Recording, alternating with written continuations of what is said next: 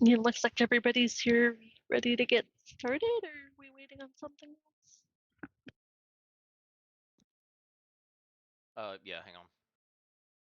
I'm messing around with some stuff.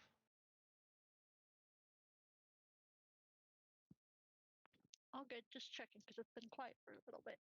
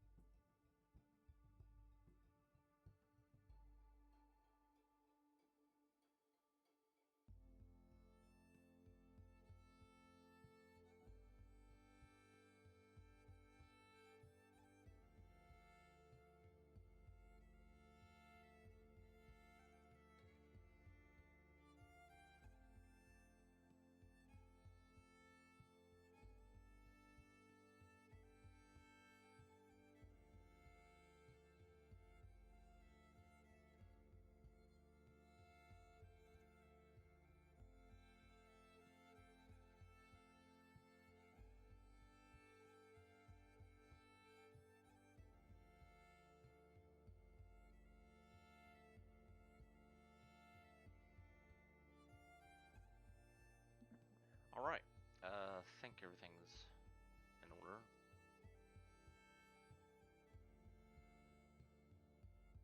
All right. So, I think everybody's here. Um,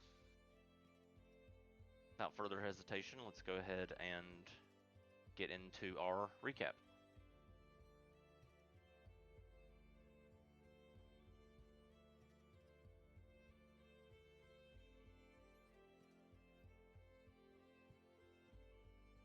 Toby, you said you took notes last session. Did you want to do it?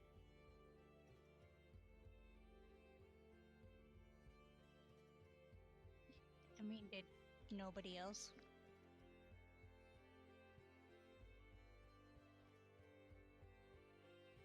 I mean, I have some notes, but if you have good notes, then you can get the opportunity to get some inspiration.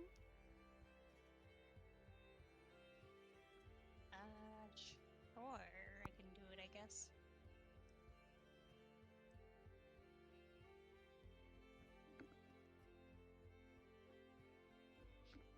Should I just start then? Are we good? I'm ready. I don't know about everyone else, but I'm ready. Okay, I'll just read off what I have, I guess. So we begin travels on our new airship, and we are making our way to Vasselheim, I believe. Nothing of consequence really happens on the journey. Um, we land and kind of start investigating the area. Tobin's goes off and scouts ahead a little bit and sees a Yankee go into a pool of water. Um, the they think he set it up a little barrier from a raw thing around the pool, and Tobin's calls the rest of the party to kind of come over and check it out. The loon dispels the barrier and ends up getting the Fisher, well, I guess getting the rod out of the pool, and I believe it's in the bag of holding right now. I think. Um, Elsie goes to investigate the wittiest beam. And there is, I guess, like a stone manhole cover type thing that has celestial writing on it. Elsie copies down some of the runes. And Balloon's able to translate them as Apotheon, life and essence. Oh, I guess I had to make a note later that at some point Elsie did something and stuff happened, and then Balloon reversed that. I'm not sure if it was good or bad happenings, but that didn't happen, so I guess that doesn't matter. Elsie drops some blood on the stone, and it opens up an entrance.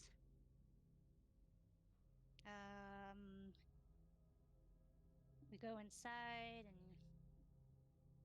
look around. Let's see. I believe this is the place we're currently in now. While we're looking around, Tobeans finds some mushrooms and eats one, and grows one size category, at least temporarily. And Gergen also eats one, so now we're like mini giant buddies. There's a fire giant, I think, in the room, and there was also an elemental, but Daloon banishes the elemental back to the elemental plane, I guess. I think that's what it's called. And he tries to banish the fire giant, but is unable to succeed, and we engage in battle, and we take out all the enemies. And I think that's more or less what happened.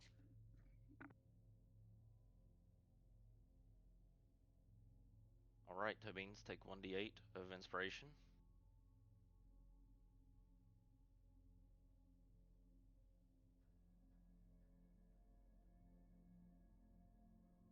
So yes, after fate was changed, Elsie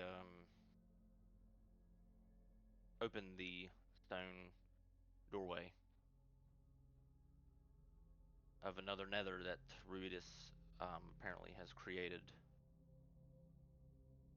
Going through the rift, you guys find yourself now in the aftermath of combat with the giant and a few others that heard the nearby conflict. You find yourselves in that same area as we pick up. So, what would you like to do?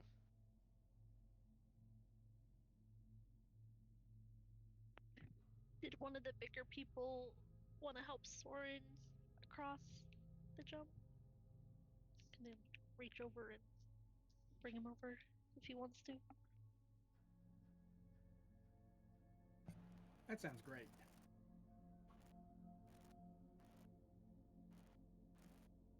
Should we check for traps on this hallway? Gergen will help you over, Soren. I'd say with his help, you're able to cross the gap. He's strong enough.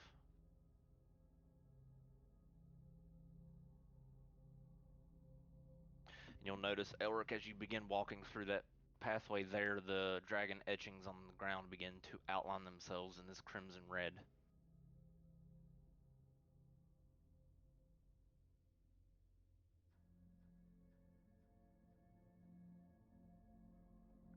Ree's gonna point down the hallway. It's like I think there was a pathway from what I could remember coming up on the top to get to decently big pile of treasure or gold. That's something people are interested in.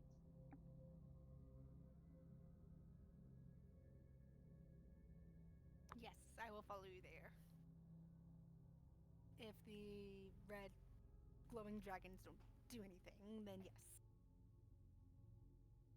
We'll start making the way down there. Can I give her my potion of greater healing? Sure.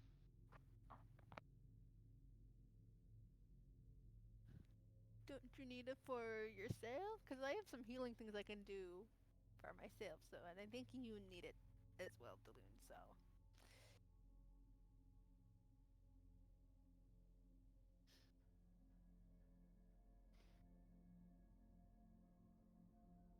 All right, Elsie. As you step there, you see Oh these no. two. You see these two dragon heads. Their mouths open, and this red beam starts coalescing in their jaw. The beams come together and shoot down the hallway, hitting you, Elric, Gergen, Ree, and that's it. It's not a spell. It is a trap. All right, so the beam shoots out.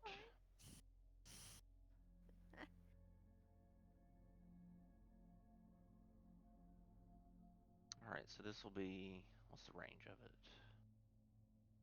Okay.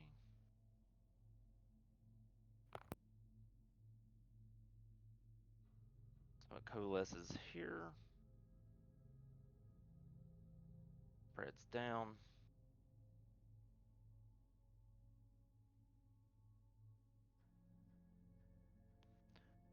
Crashes against the wall there. Into the stone behind everyone in that beam.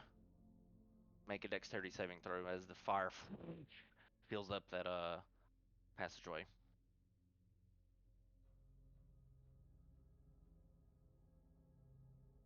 You do get evasion, yes. Was not meant to be with advantage, but still normal 22. Right. And All right, Gargan, time to make a save.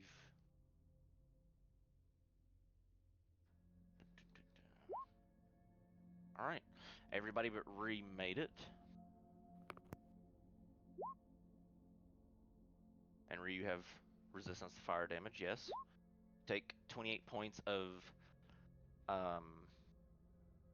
fire damage from the beam. And you see the two dragon mouths are like fuming with smoke as they cool down and then the jaws close. Elsie, you take no damage, managing to matrix dodge the fire blast since you succeeded with evasion. Ree, you take half of 28. Elric take half, and Gargan takes half. Okay.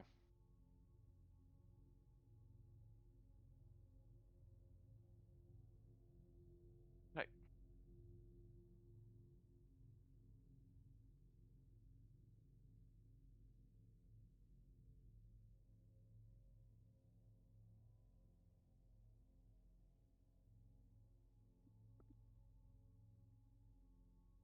You see the floor plates of the dragon that are glowing red are slowly dimming out.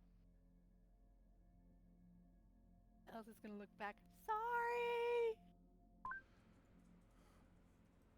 Elric is going to look at Elsie and say, in the back, right now. But she's not black.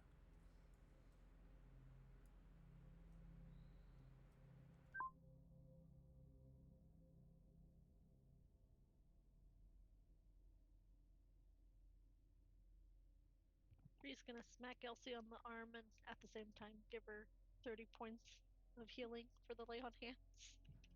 Okay. So Feel the feel some divine healing wash over you, Elsie, from the lay on hands.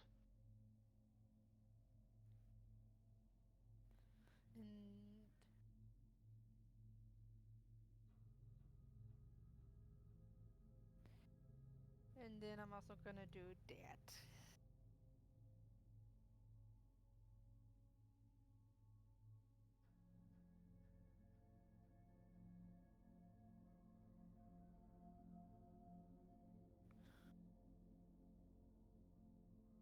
Is there any like visible ways that you can see if there's a way to disarm this?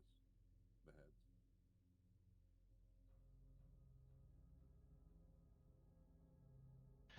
Make an investigation check as you check them out.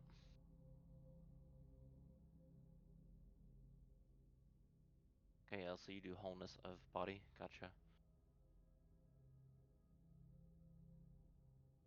It seems like if you they're made of like this stone. It's rather aged.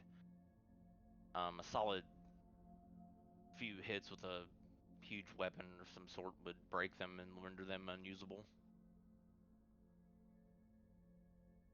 Hey, Gergen, can you come smash these skulls?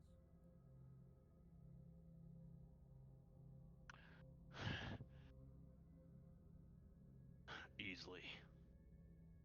And he brings out his great axe, and he's going to use. He's actually built for this, I think.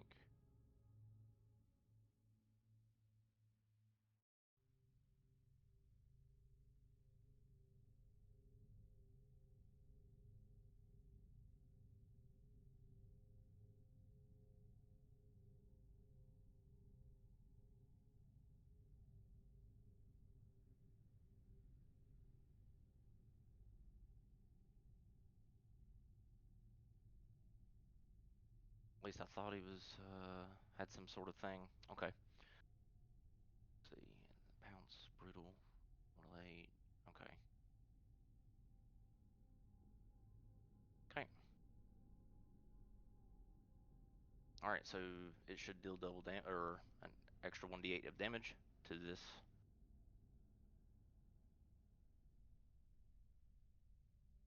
It doesn't get advantage, but they have AC of 8, so 23 and 11 will hit. Okay, that's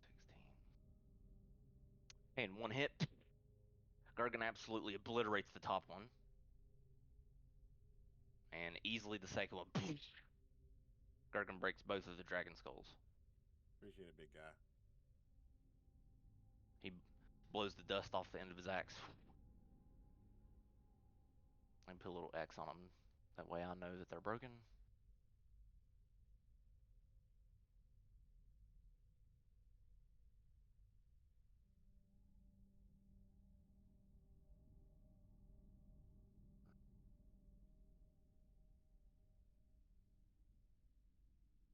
Okay, they're broken.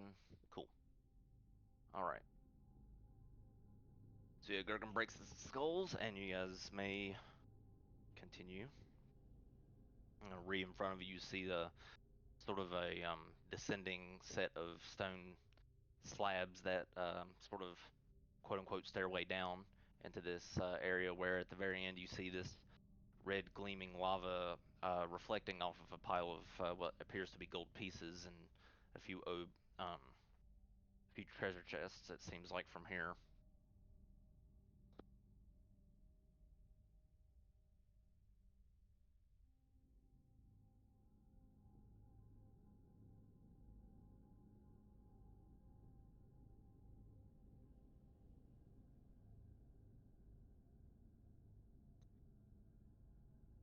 So Yari's gonna point again down the hallway staircase and be like, so if you guys want to check it out, it is down there.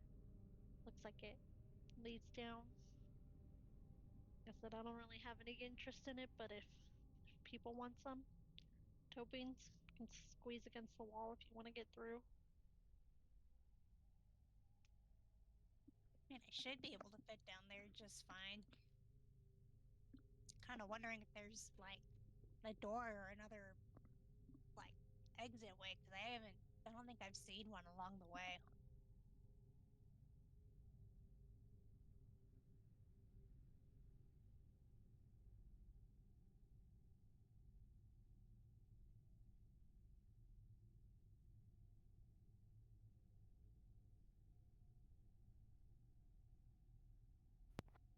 Too bad Renflin's not here to check for secret doors. Are these steps like normal? Or are they like, could I just walk down them like stairs? Perception check as you gaze forward.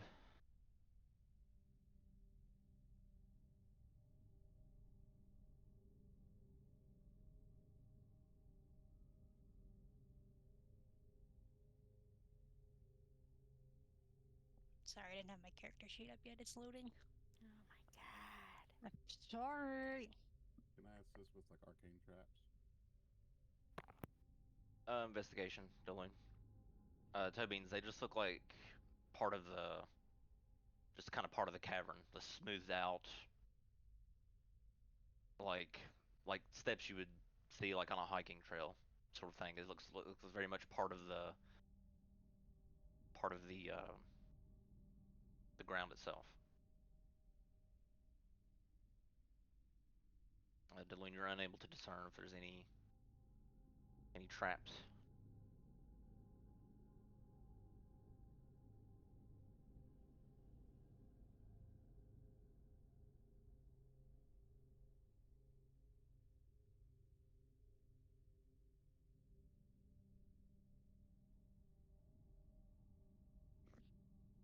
Well, I'm not crazy interested in the gold, but I'd be interested in finding any items or chests, I guess. Okay. It's up to you. I mean, if you wanna look through it, any of the piles or whatever. Yeah, I'd like to investigate for items or containers that may contain items. Okay, which pile? So I don't know.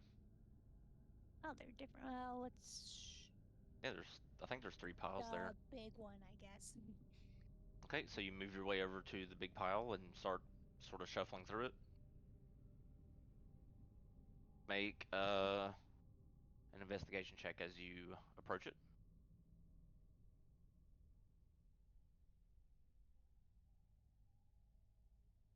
So you're like right there, maybe. As you walk up and go through toe beans. Can I use my inspiration? Sure.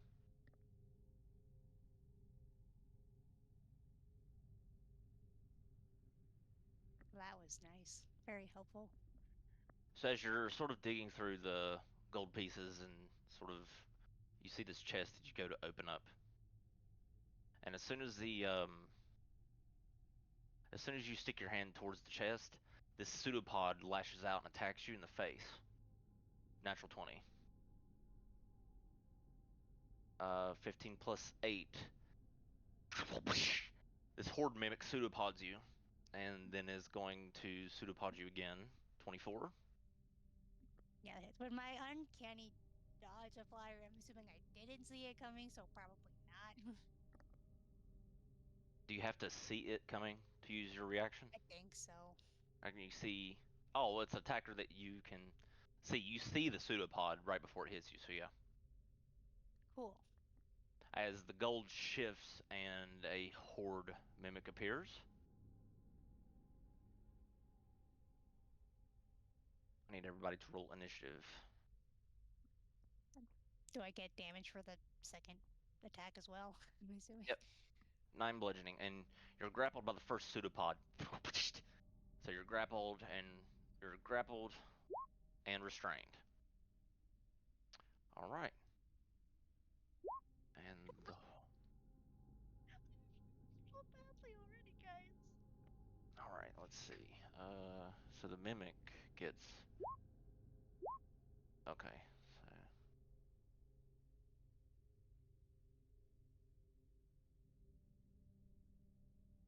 right.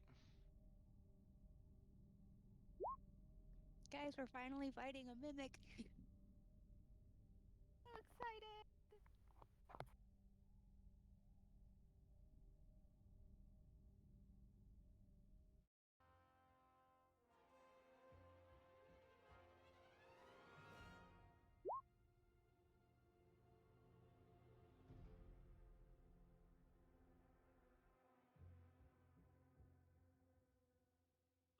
Okay, so Elsie, you see up ahead these gold pieces shift around and sort of get absorbed sort of deep into the maw of this horde mimic. This massive lashing pseudopods all around. Kind of like a Sarlacc pit. Elsie, what do you do? Elsie's gonna start running. See how far this is. So 10, 20, 30, 40, 50, 60, 80.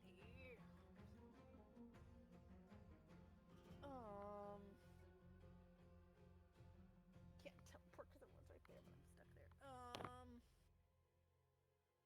Gonna do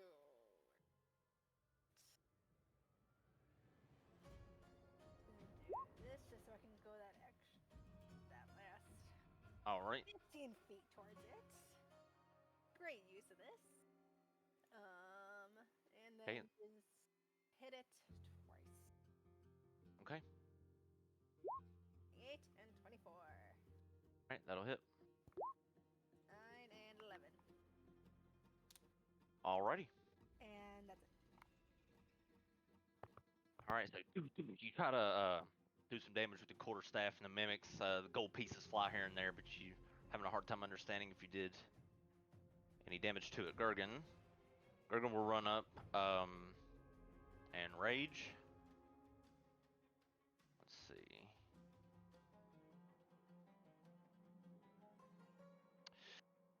All right, so he lets out his rage and echoes through the cavern, and he will reckless attack the mimic. 2 hits. All right, good for him.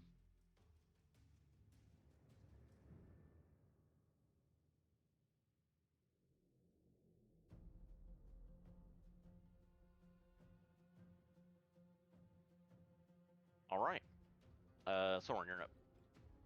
All right.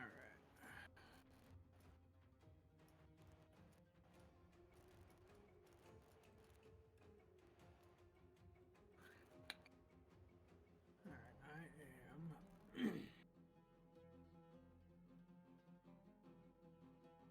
I'll launch a fireball at it. Okay, go for it.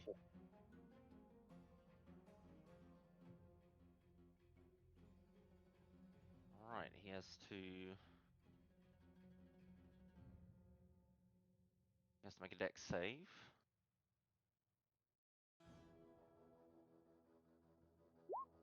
All right, he fails. So the fireball, this beam passes over you guys, explodes into the gold. Gold pieces go flying everywhere as the mimic takes 28 points of fire damage. All right, that ends my turn. All right, Elric, you're up.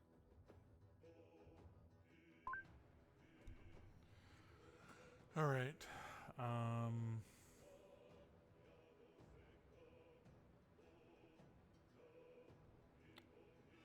Is there a way for me to basically shimmy in between everyone to get like right there?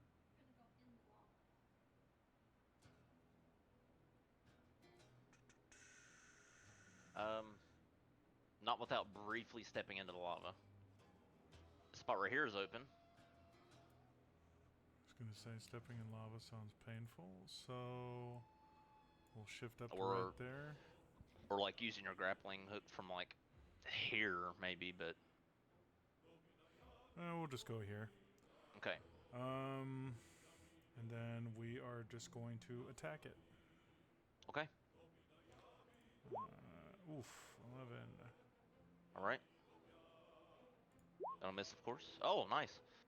Natural 20 with bite. So 17. Okay. This giant mimic starts to sort of shiver in place as you guys cut into it. 17 hits. Okay. How do you want to do this? Oh shit. I just want to stab its like largest one, what would be its tongue, just and then slice it off. It's the largest one would be wrapped around toe beans, so you go towards it and cut it right off, and this wriggling pseudopod lets you go, toe beans, and you are released from the restraint.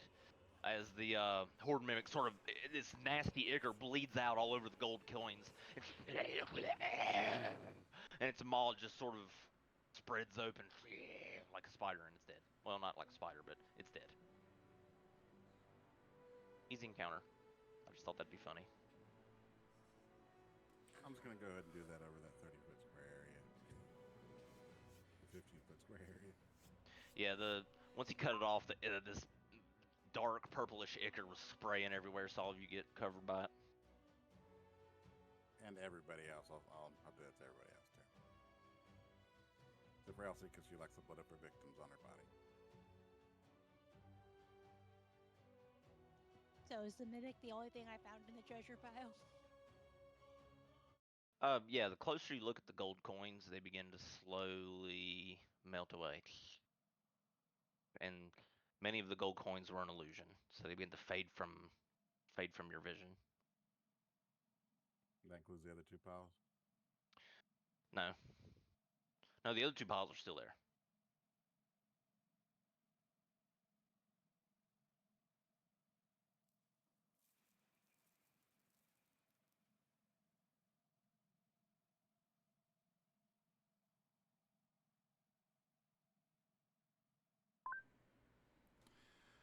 Yeah, Orc is gonna stab a couple times into the pile in front of him, and if nothing happens, then he's gonna put his swords away. That pile right there on the left. Yeah. Okay, as you sort of look at it, let me see what's gold is in this pile or items, because I know because the piles of gold are just kind of part of the map.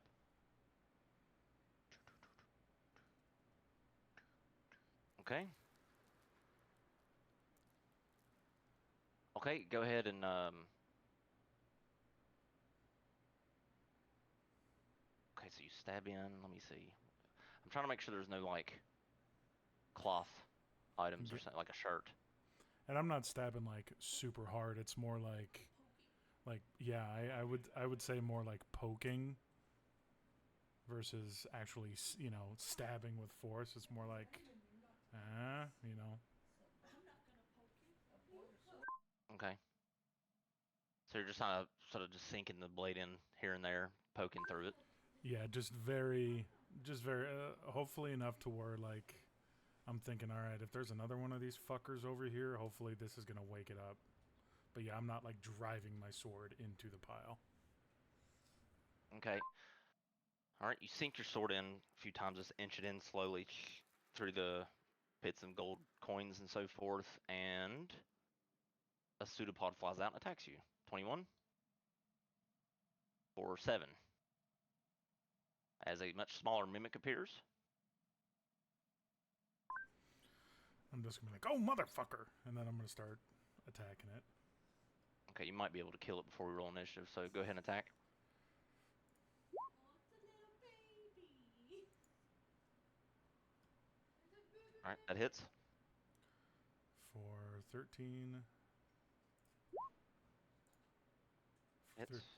13 again. And then 17. That hits. For 21.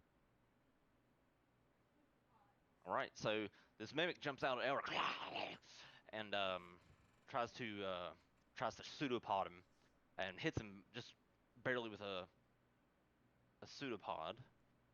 Let's see. So I don't think this even matters because okay, so it immediately adheres to you, but your next flurry of attacks cut it into pieces and it sort of falls over, dies.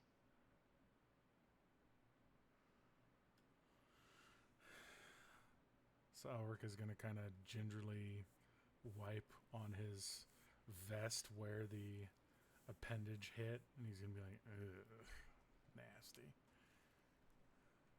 And then he's gonna turn around to Daloon. Yeah, you I'll might. pick the gold pile. Yeah, I was gonna say you might want to kick that pile too.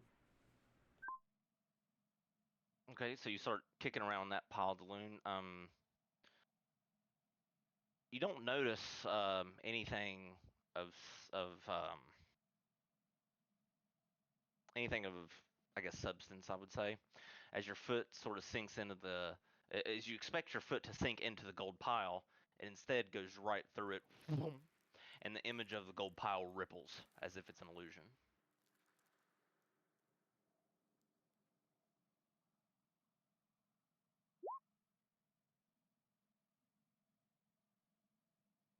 I'll dispel the illusion. Okay. I mean, as you kick it, it like disappears. I failed to mention. Oh, I'm okay. sorry. I just rippled and I put inside a pile of gold. My bad. No, you're fine. Just make sure you take your spell slot back. So yeah, I failed to illustrate that. That's on me. So yeah, the ripple, it ripples, and then as it ripples, the illusion disappears. I know it looks like there's gold on the map, but I can't remove it. So, but it's all. Both piles were either mimics or the one was an illusion. And you see this lava fall pulling up, making the room super hot. Anything behind it? Investigation check as you sort of glance around and try to peek behind the lava fall. Well, I guess perception check, actually. Sorry. I'm fucking up so hard. Even better. So yeah, Daloon, you look behind the lava fall and you can definitely make out a pathway that goes beyond the lava fall. Sort of like a hallway that's actually lit by some torches. And on the floor, you sort of see the head of another dragon etching, just like on the floor that you passed before that had the trap. Similar artwork on the flooring leading into behind that lava fall. Is there like immediate or like a 5-foot gap between like behind the lava fall and the warding? I would say it's about a 4.5-foot gap. Maybe it gets narrower right here. It gets really narrow, and you'll have to strafe to not get hit by the lava there. I'll Oh, relay yeah. that to the group. So yeah, it's very narrow, but if you strafe slowly, you can get behind it. How much longer have Gergen and Tobin's got? Let me check. That's exactly what I was checking. Let's see. So they ate the raw mushroom, and it wasn't synthesized. So I think it's an hour. So they still have like 30 minutes. So you guys still have 30 minutes before they can reduce their size.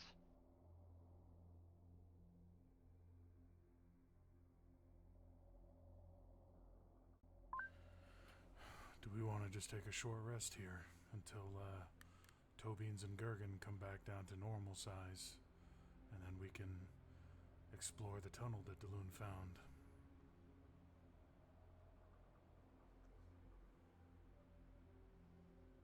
Waiting for them to go back down to normal size. Some of us can go sneaky sneak through the tunnel to see what there is.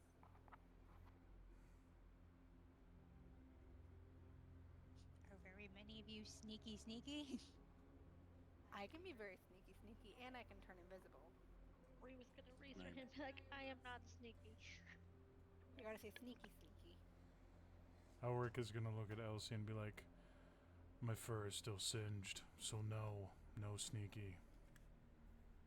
You don't have to come. Yeah, neither do you. We can wait.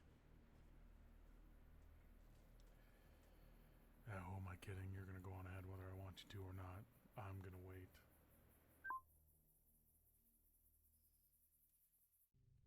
Yeah, I'll vortex warp behind the waterfall. Okay. So you swap places with the space you're in, and you're behind the. I'll put your token like right here. You're not in the lava. I'd say you're under it. I just can't put you under it on the map. You could have just strafed around it. You could have just walked. But you vortex warp and you end up there. I figured better to safe than sorry. Does my eyes of dark work in here, or is it well lit with the lanterns or? The Radiant? torches give off roughly about 10 feet of light. So I mean, the torches are spread out. I guess it's sconces would be the name. Sconces are sort of 60 feet apart, so they illuminate a bit, and your dark vision fills in gaps of gray between the light.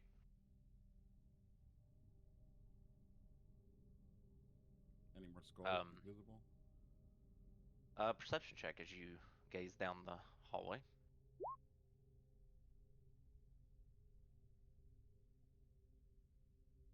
The hallway is around 90 feet. You see one massive portrait of a red dragon, just sort of drawn, very similar to the way it was at the bottom of this map on where you started. A similar drawing of a red dragon just sort of stretches, although the it's not lit up just like it was not lit up like the other one was, or glowing rather, I should say. Any doors or switches? I think I already asked about switches. Ignore the switches. Just the painting. You see there is a door at the end with a like a lever on the wall that's lit up by the sconces at the very end of the 90-foot hallway. There are two dragon heads on each side of the door as well, just like before with the previous trap. There's sort of it sort of you see that from where you're standing and take note.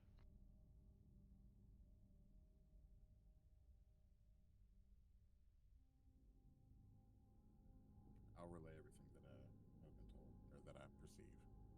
Okay.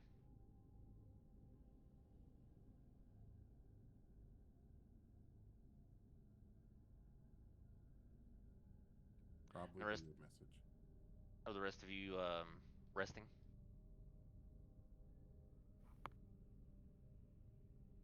As much as I want to go, I should probably use some hit dice. So yes, rest. Okay.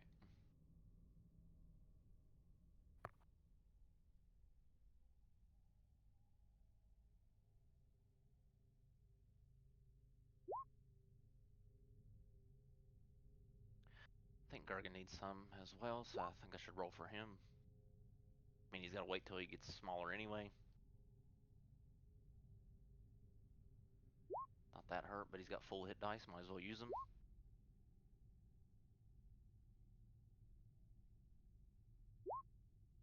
Perfect. I'm full. That's the perfect amount.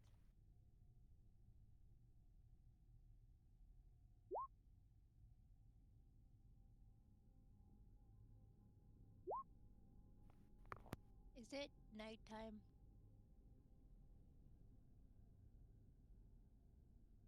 Um, you have no way of knowing.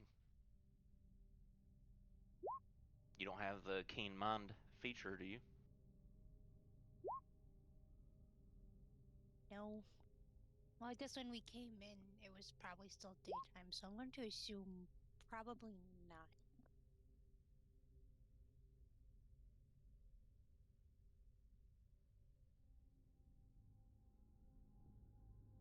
If you had the keen mind feat, you'd be able to tell.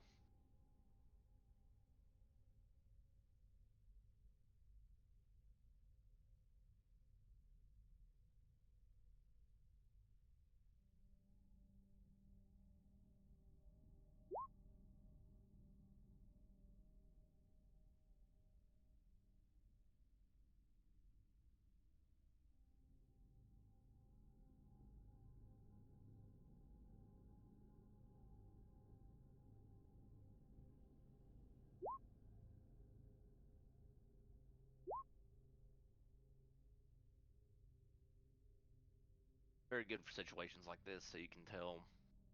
You know, if you're underground, you need to know what time it is and how much time has passed. It's very helpful if you have, well, in your case, you have a crew in an airship waiting on the outside.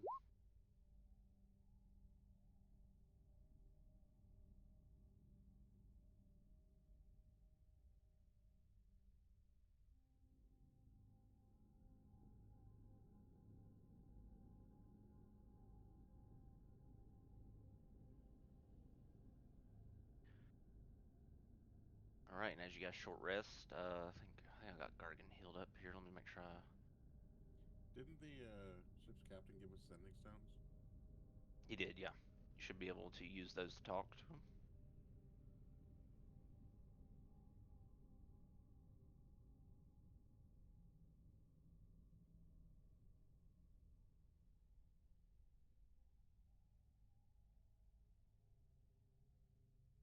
I'll ask him what time it is.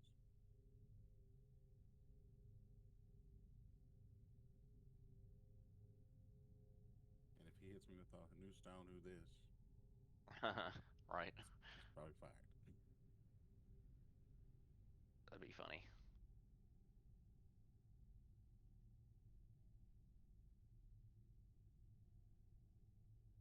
The captain replies back, "It's a little after 3 in the afternoon." So like 3 p.m. Respond, thank you, kind sir.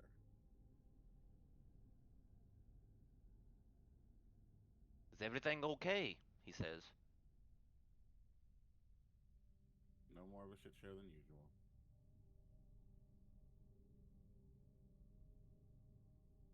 But we're making progress.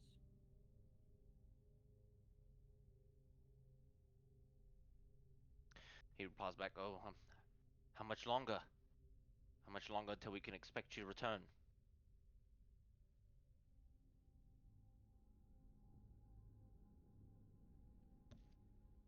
I'll just look to the group. How long?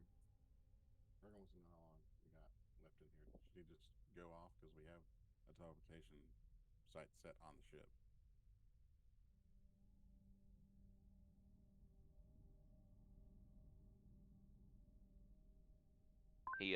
He speaks up. "I only ask because I haven't activated the cloak yet, and as it gets darker, that may be a good idea."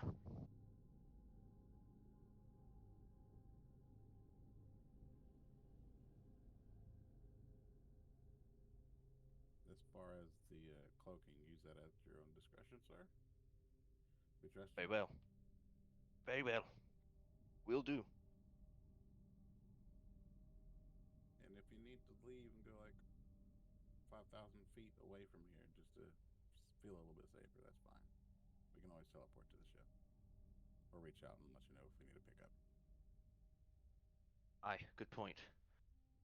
We'll make ourselves scarce.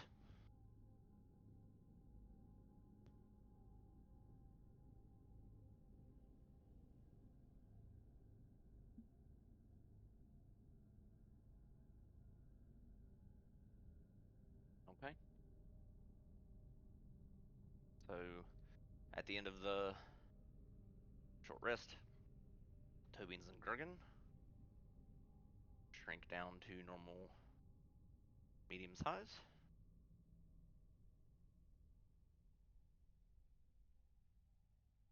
Blue, blue, blue. Pretty much, yeah. Hear the shrinking Mario sound as they shrink.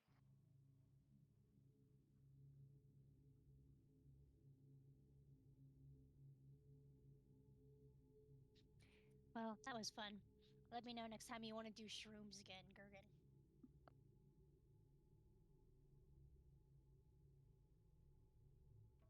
How many of those did you bring with you? I have 7 left. Okay. He nods. Can I have 2 of them? Sure. And I'll give him 2 of them. Alright. Gergen will take 2 of the growing shrooms.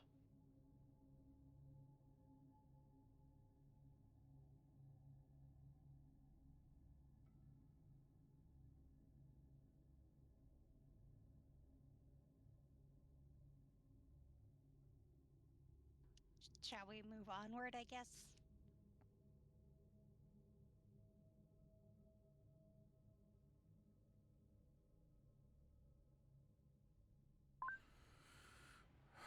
Let's get a move on.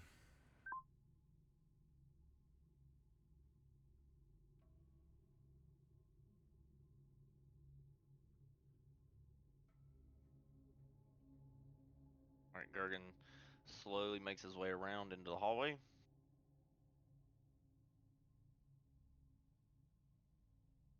Mind your step. I don't know what's trapped.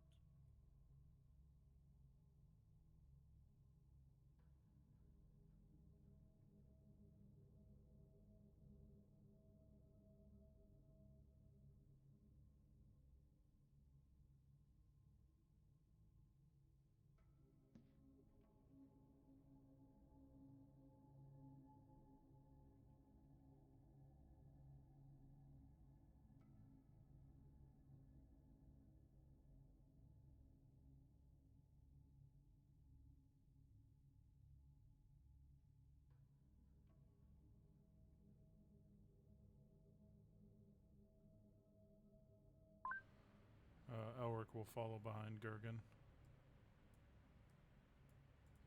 Alright, so you guys start making your way behind the lava fall.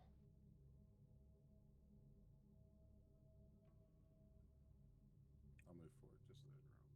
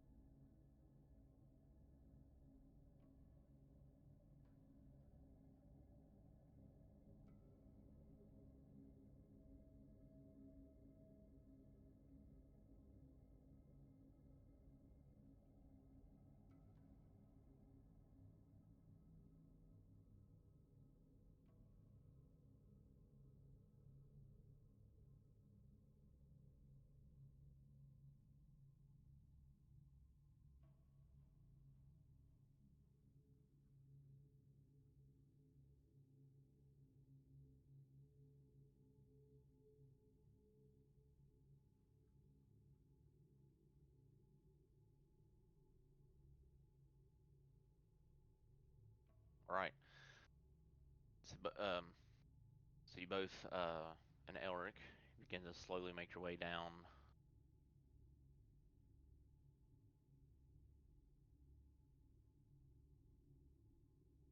Is up to the top of the map safe? For I mean, stabbing? yeah, it's off the map would be the hallway. So I mean, it's not like moving the token at this point is gonna do any damage because there's no actual map for the hallway you're walking in. Oh.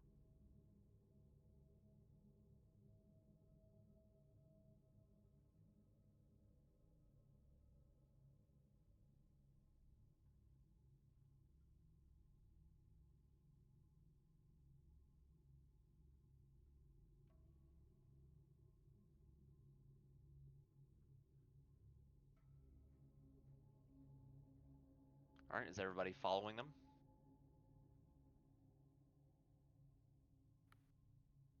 I believe so. Okay.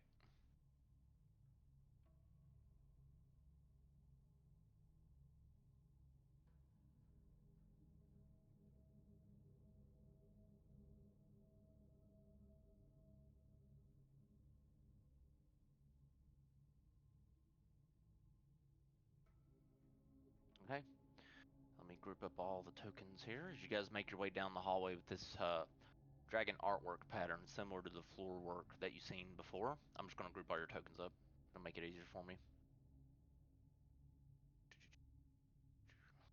And Soren. Okay. I'm moving you over to a new map. Assuming this hallway doesn't kill you somehow. Alright.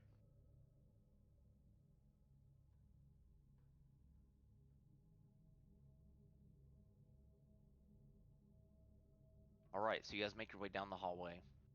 Sconces every should have been 30 feet. I don't know why I said 60. Every 30 feet. So there's only 3 more sets of sconces, so a total of 90 feet to the door with a lever on it. This time as you walk through the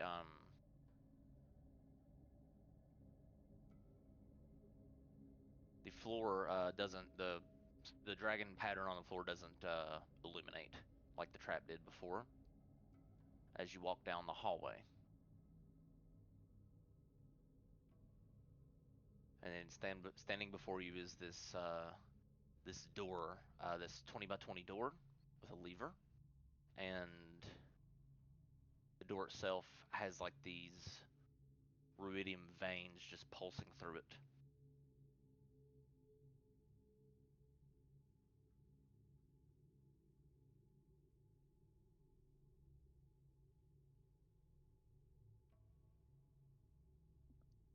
I really want to pull the lever.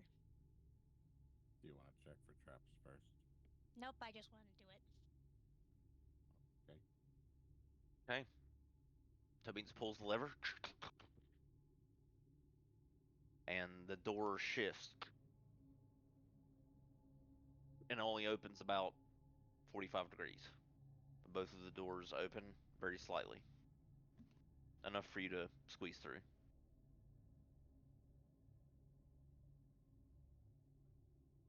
Can we peek inside first and see if we can see anything through the crack in the door? Yeah, perception check as you look through the door. The gap there.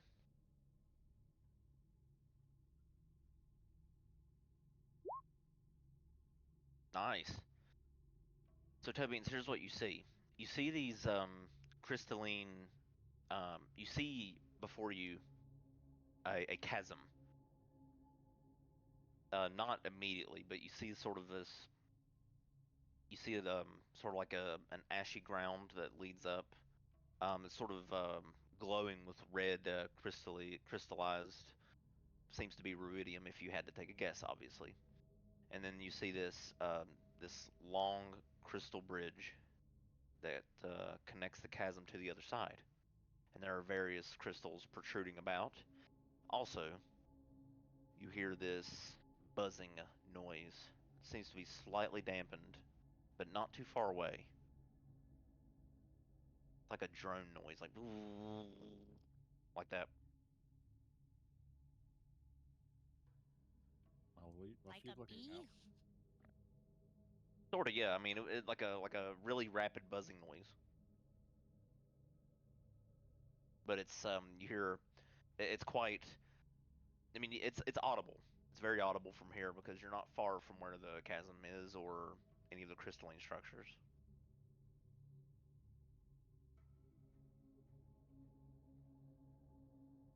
We'll have to go and find out. is there anything up towards the ceiling? As you look up, make a perception check.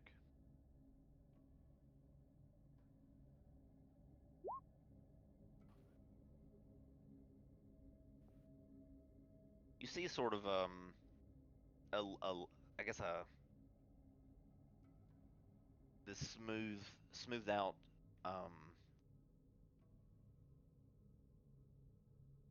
sort of like a cavern wall, and it's glowing with these. It's got this area every so often you get these specks of ruidium glowing like as if they're merged with the rock itself. And grows up, and you see various crystalline protrusions from the wall, kind of like ruidium ore, if you had to guess. No monsters or constructs. You don't see any creatures from your position, no.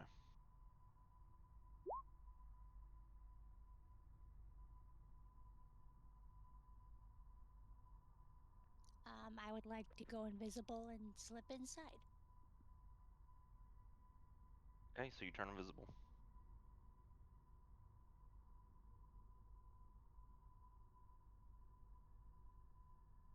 And you walk inside.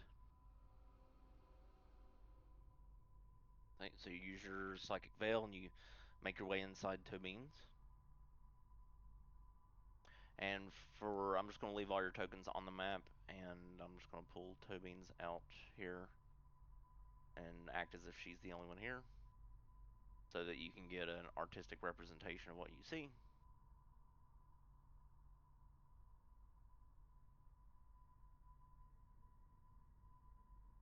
Oh, I think I was right. They look like bees. Well, you don't see them from where you're at. What? Okay, Uh, fair enough. I see them on the they're map, so I don't know. and as you sort of get closer to Beans, you notice that they are 60 feet below where you're standing, like down in the chasm, flying around. Some of them are using their nose to drill into the ruidium, and like honeybird style, sucking it out, and then their body pulses with the ruidium. So you see them moving between little pieces of crystalline ruidium and sort of sucking it out of the earth. But the ruidium doesn't depower or anything like that. It seems to be very abundant in its resource. And then, of course, you see the long piece of ruidium crystalline connecting to the other side of the chasm.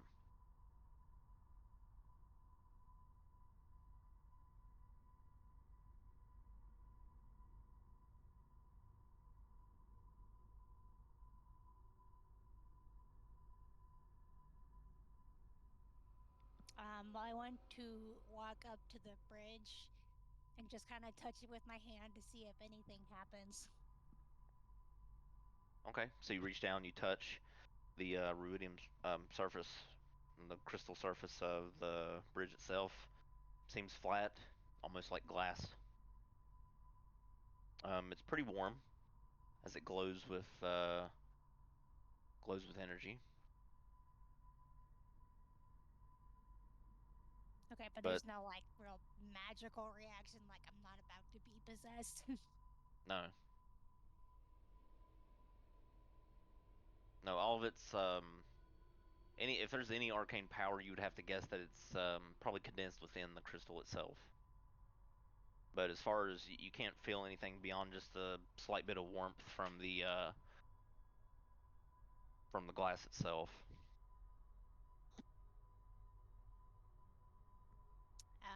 I'm gonna walk back to the party and be like, hey, I think we can just sneak past this section if we're quiet enough.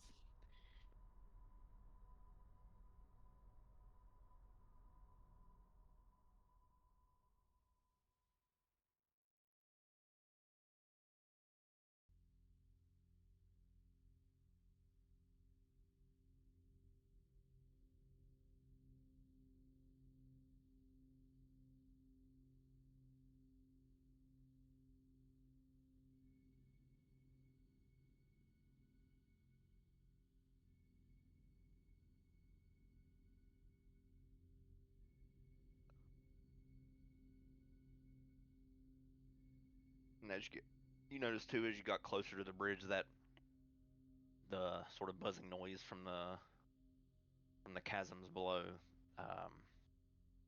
got obviously louder because you got closer.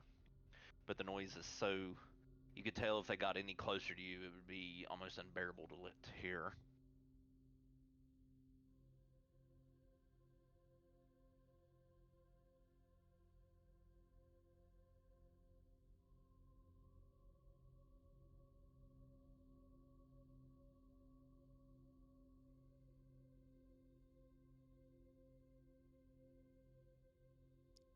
So, how do people feel about the sneaky sneak? Because I think that would be good right now.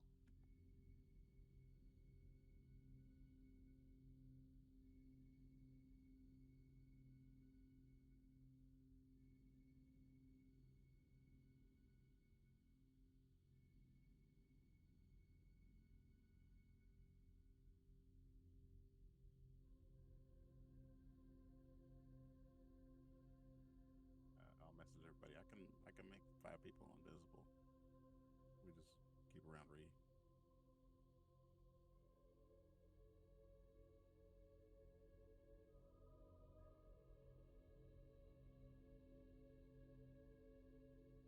Okay, well, I'm going across this bridge. See you guys later.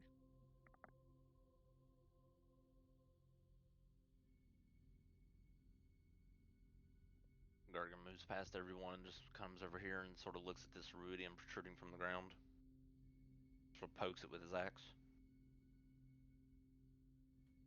I will message Gergen. What do we talk about when we're trying to be sneaky? We just stay sneaky. He looks over and nods.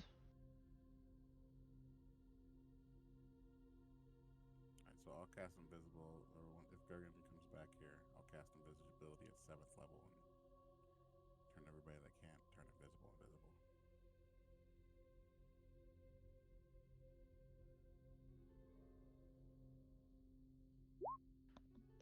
Tobin's, what you also notice when you, as you peer over down into the crevice, is that there are these sort of bolts of red energy just sort of bouncing in between this really dark fog.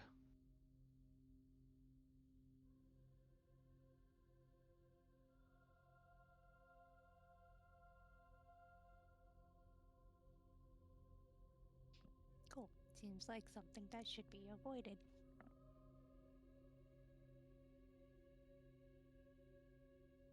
Alright, so Daloon casts invisibility.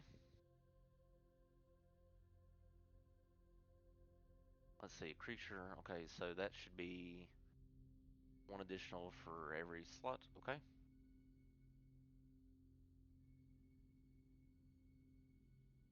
Okay, I think that's everyone. So, visibility.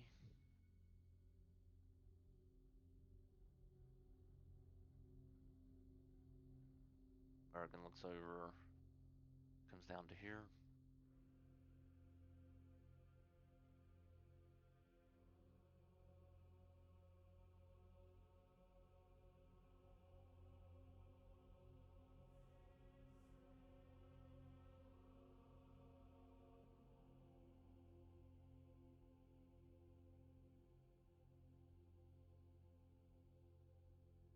Gargan steps out onto the ruidium crystal.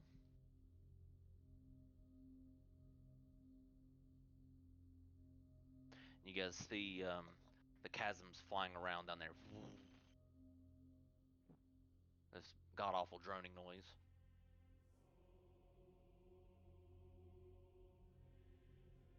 Do we still need to make stealth checks even though we're invisible? Yeah, because you're moving slowly. Almost forgot. Yeah. Does Right. invisibility give us advantage? Okay. No, I Guys are mean, rolling so bad. yeah, I would say you get advantage for being invisible. Because even if they hear you, they won't be able to see you.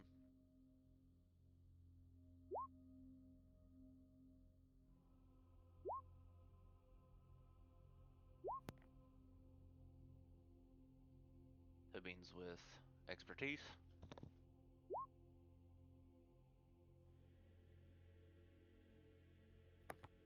Does the ruidium react at all when Elsie's near it, or is it just more or less the same?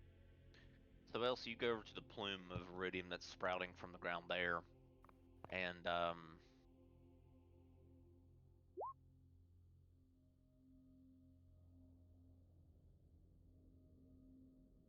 do you touch it or you just look at it? If nothing happens when I'm near it, then I am gonna touch it.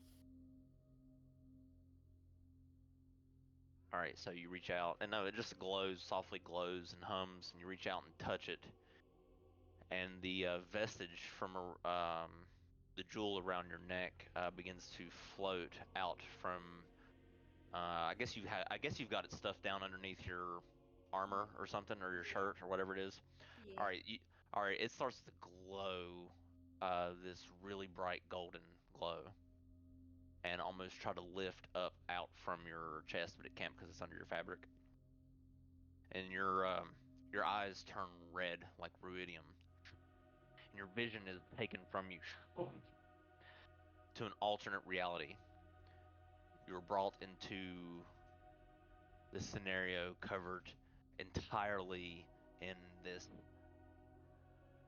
darkness that's covering the ground up to your knees like a fog as you sort of stand or float there in the space. And what you see before you is um, you see the body of Azimuth dead at the foot of this throne that has stairs ascending to it, and her lifeless body lays there as you look up towards the throne as these necrotic death knights line up towards the throne parallel on each side, and at the top sits none other than the Lich King himself. Uh, and he has someone familiar there with him.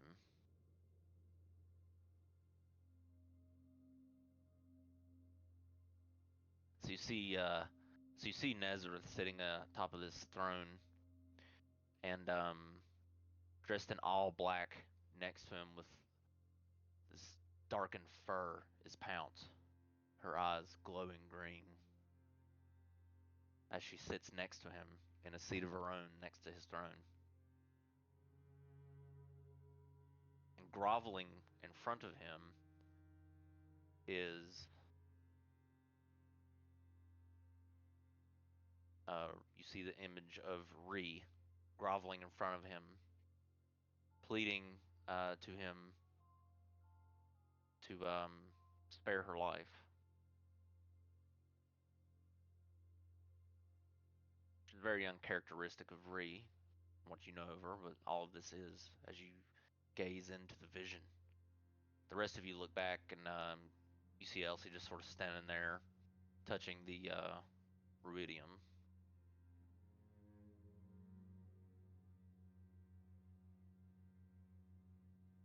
And you hear Nezareth speak up. Far you have fallen, child. I could have warned you that your gods will abandon you once I take over this realm. He seems to be talking to Ree.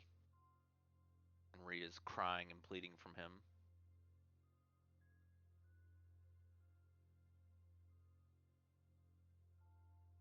I have no need for a Valkyrie.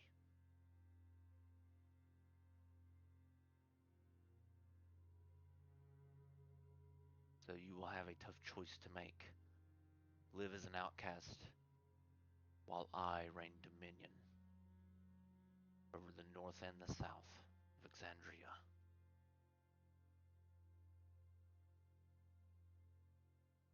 What do you say to that?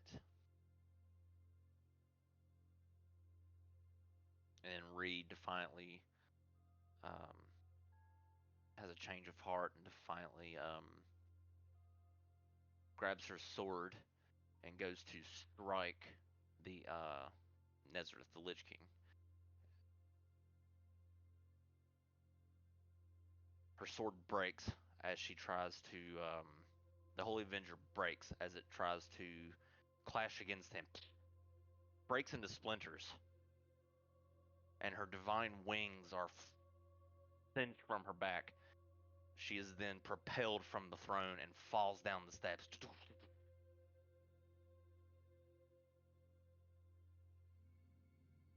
As her body lays on top of the lifeless form of Azimuth, he stands and points his finger at her. So ends the tale of the Forge Keepers, and his finger glows with this necrotic energy, and it shoots her through the back of her, through her back, through her heart, and then Reese slowly disintegrates into a pile of ash on top of Azimuth's lifeless corpse.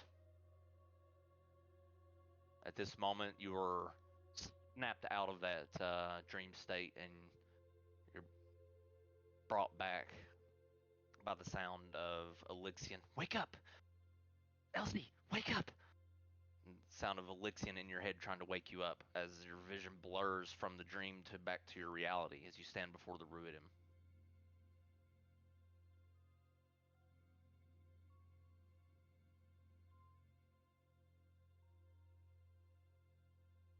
Ah, oh my god. Okay.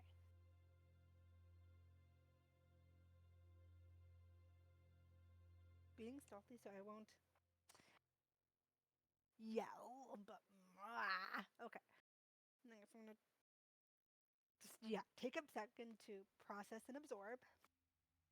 Well, everyone I guess is walking across the bridge, but oh my god.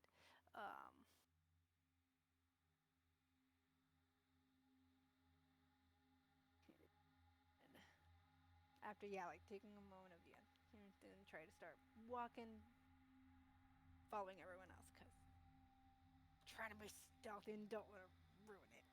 Ugh. So okay, I'm gonna start going this way. I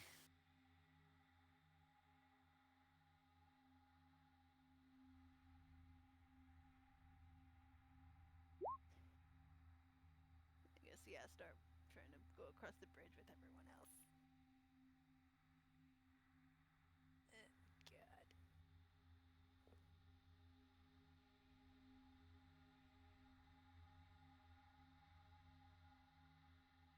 Alright, Gergen and Tobin slowly make their way across.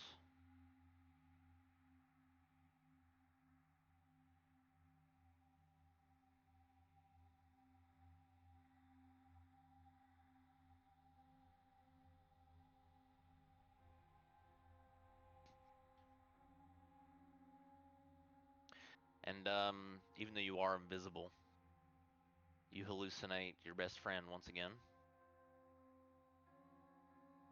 She shows up and walks with you across the Rudius crystal. I don't like it when you dream and I can't see it. Tell me what it was about. Just going to. I guess no one else can see her, but I'm going to flip her off and keep walking. So I guess Elsie's just flipping off air. Appearing to everyone else I'm flipping off air, but just gonna flip her off and keep going. Well, you're all invisible, so you can't see each other. Oh, okay, so no one can see Elsie being crazy. Cool. Right. Just gonna. I just realized that, yeah. Cool. So yeah, you're all visible as you walk across. The chasms shift about. They the group on the bottom sort of starts rising up about 30 feet and then hovering over to different parts of Ruidium. This one goes up to an under part of the bridge. This one will go here, there. This one goes under here, and there. This one will fly up and actually go to the Ruidium that Elsie was at and begin to drain some of the Ruidium out of it.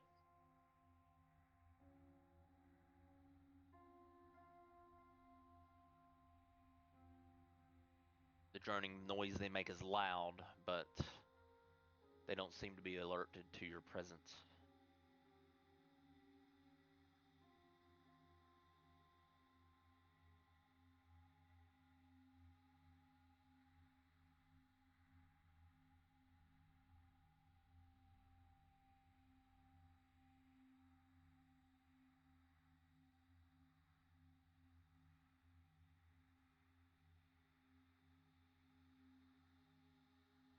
All right, you guys make your way to the other side without seemingly alerting any of the chasms.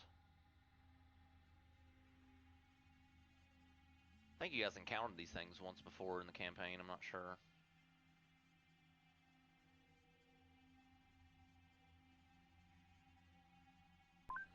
It was either this campaign or the previous one, but I know we've seen them before, and yeah, they weren't fun. So are they chasms in a chasm? Yeah. Technically, yeah. Flying around in a chasm.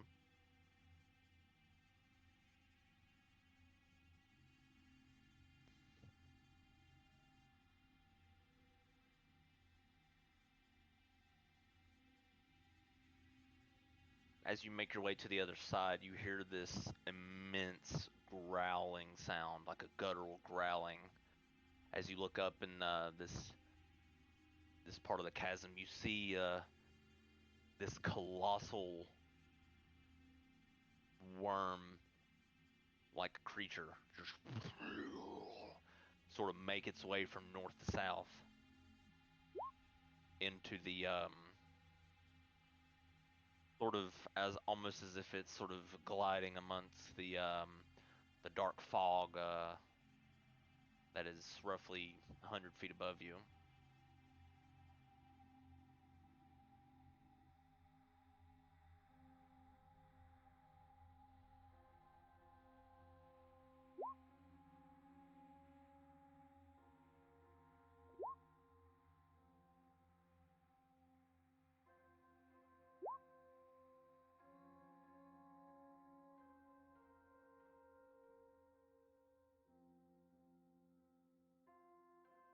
All right, you make your way to the other side.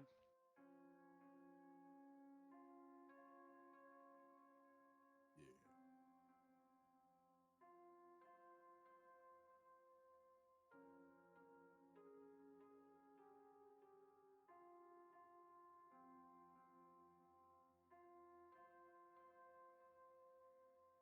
And now, see as you make it to the other side,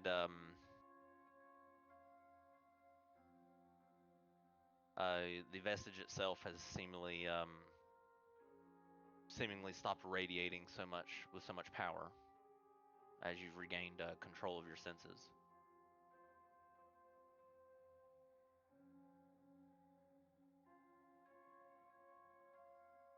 And then, of course, Aloysia follows you all the way over, annoying the hell out of you.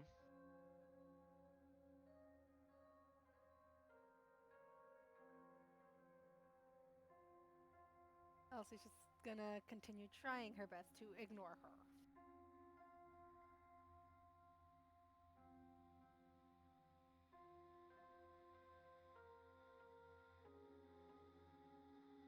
Obviously visibly, well, invisible, but visibly irritated.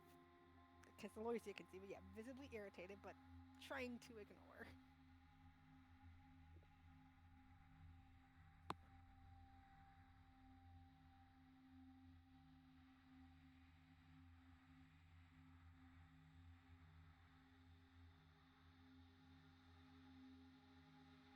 All right, you guys make it to the other side, and you see just ahead, you see sort of this open open archway. It's like an open doorway with no door, and just beyond, sort of like a stone walkway that sort of goes into the side of this nether or whatever it is.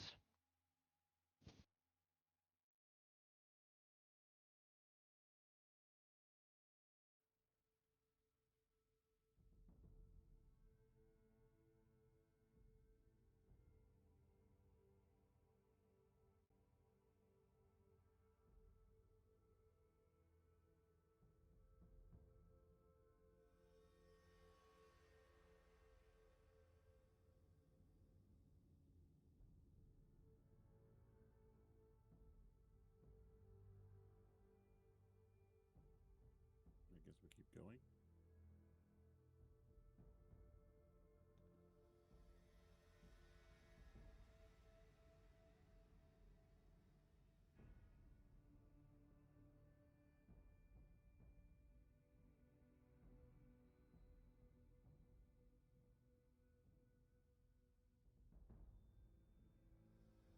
Yeah, I guess we keep walking until we're not really near the chasms anymore. Then we become visible, so we can see each other. Hopefully.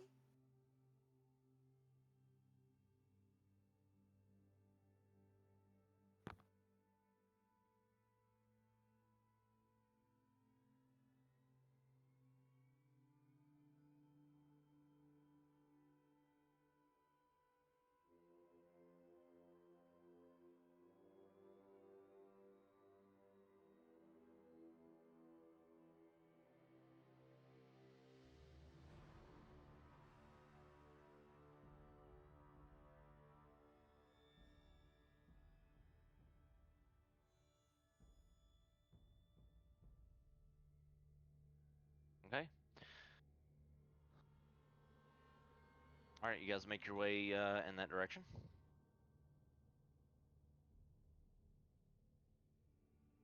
We All right. And you go through these sort of wide 20 by 20. It's pretty wide. This archway, this open doorway, and you walk through. The sound of the droning chasms sort of gets lighter as you make your way in, successfully avoiding combat with the chasms.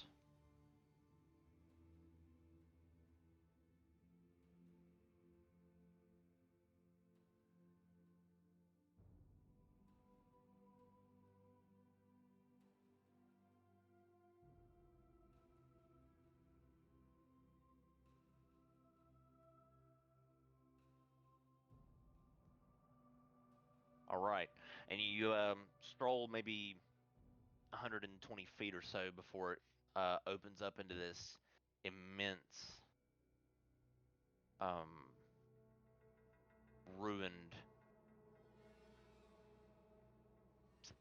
almost like part of a courtyard or something that once belonged to a castle, or maybe the outside of a prominent capital city, but it's in ruins.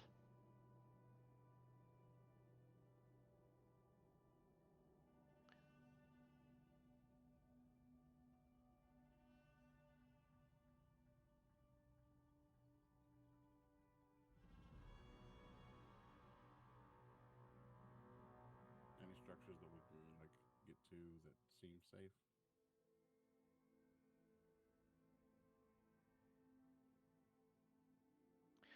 You're on this bridge as you enter, and the area I would say is more or less this.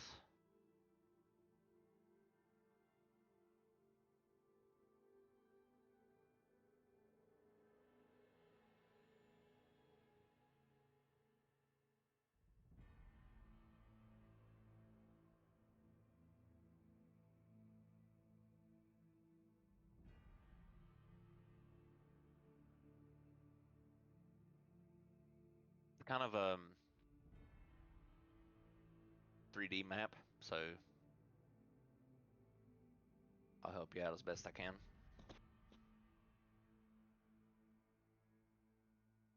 Or isometric, I guess what you might call it. Something like that.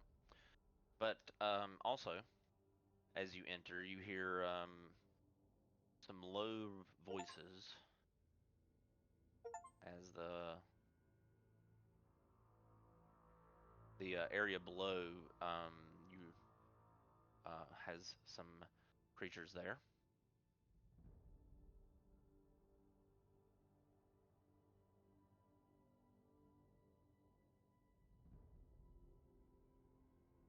You look over to your right at the bottom of down in the sort of, I guess it's not really a pit, but down in the sort of ruined yard would be a drow, as best you can tell, sort of looking at all these skulls that are sort of strewn about, and seems to be doing some sort of investigation on them.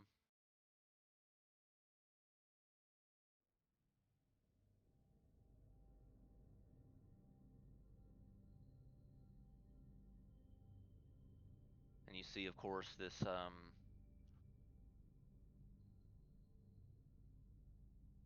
banshee, which is sort of just floating around eerily.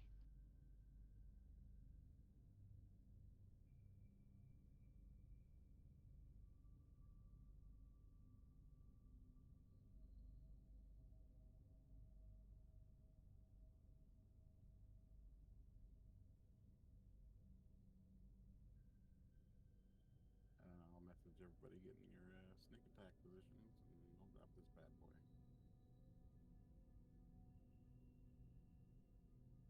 For those who are under invisibility with my concentration.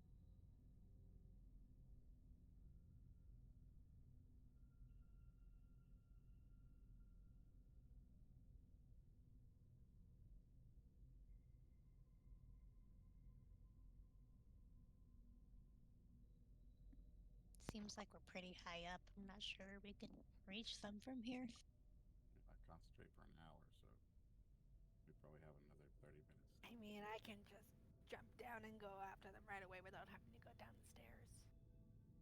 I never take stairs. If I can help it.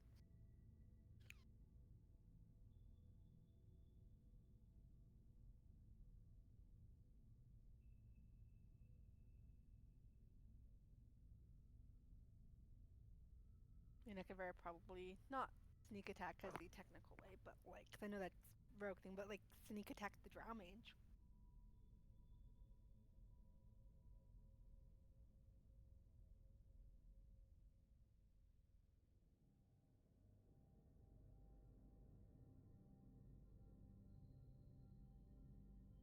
Do we just want to go and plan as we go, or? I would say we need to take out the banshee first. Yeah, I can probably sneak down and banish her. Because if we're still, I can still reach her, probably.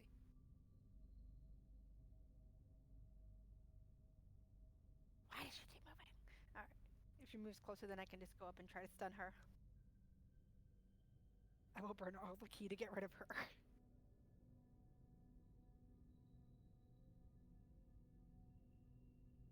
A few pebbles of stone crash down on the steps next to you from above.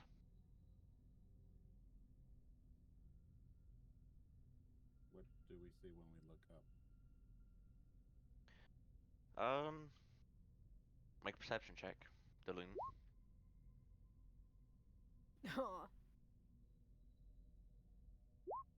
Or everybody, if everybody wants to look up, you can all make it if you want.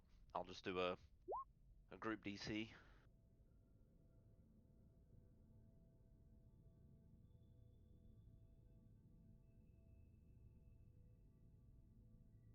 No, but like I can probably best at reaching the banshee and use all the stunning strikes. One of them's bound to work, hopefully.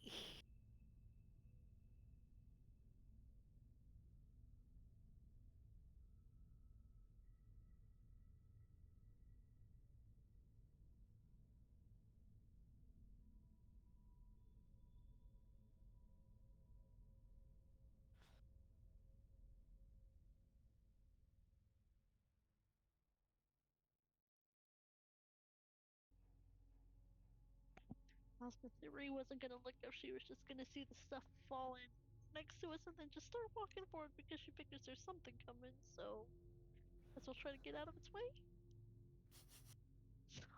Going this way and going down.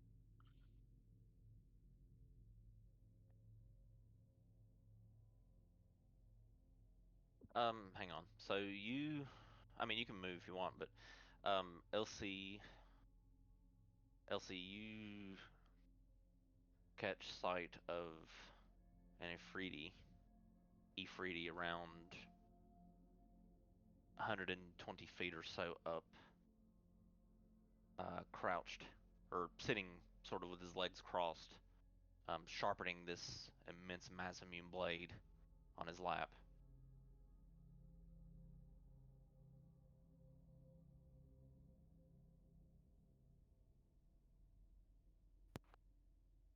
Is it the twin that got away that one time? Um, Or is it just a random one? a little far away for you to tell if it's the same one. Um, I would say there's a good possibility that it is.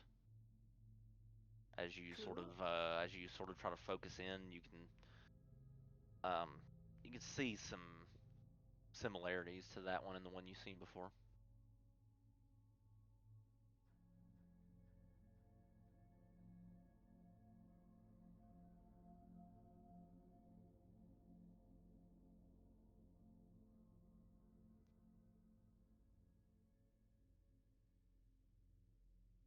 Is your roll 20 lagging for anybody?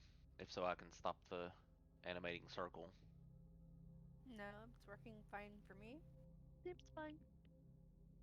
Okay. Oh, even the stairs seem like a better way. Stealthily going down the stairs. All right. Makes if you're all going to stealth down the stairs, make stealth checks, please. Haha. You do so with advantage because you're invisible.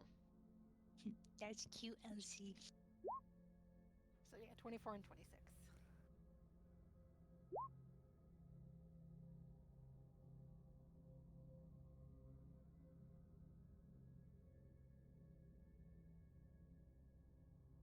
Okay.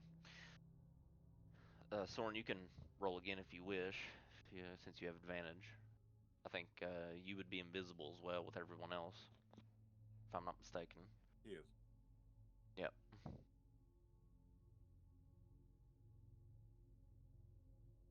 Okay. 17 it is. All right. You sort of now these stairs are very steep as you begin to make your way down. Very steep stairs as you sort of make your way down them.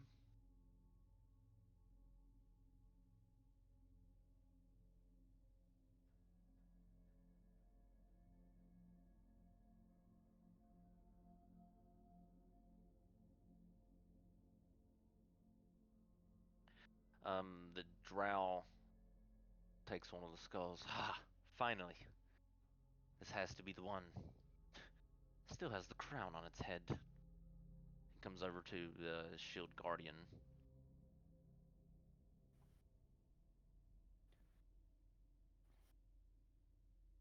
And puts this skull with a crown on it into this bag of holding that's attached to the shield guardian.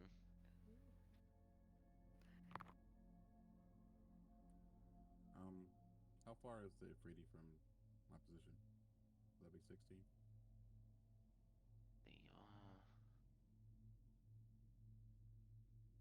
I'd say he's 100 feet directly above you, 115 maybe.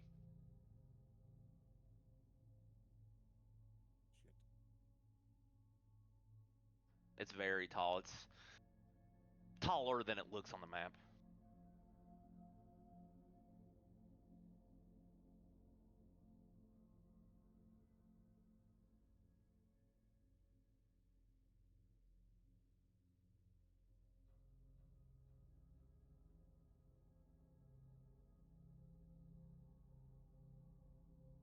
All right, Elsie. So the rest of you, as you make your way down into the chamber, you notice that there seems to be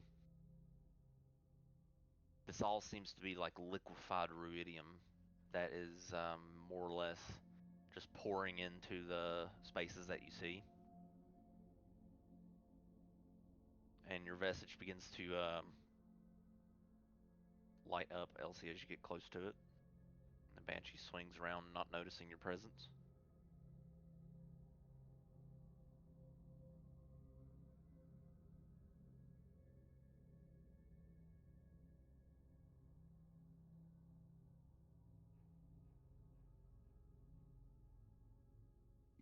Can we tell what's going on with the swirling circle? You see an arcane sigil with plumes of fire, obviously rotating counterclockwise to the sigils that the circles that are moving. The circles are actually counterclockwise, and the flames are clockwise. But anyways, you see that in the middle, and you see in the middle of the platform, you see the flame is sort of smoldering so brightly it's difficult to tell if there's anything beyond the center, just the flame itself. But it seems to be this sort of these flames that are just, and the sigil itself is on the floor.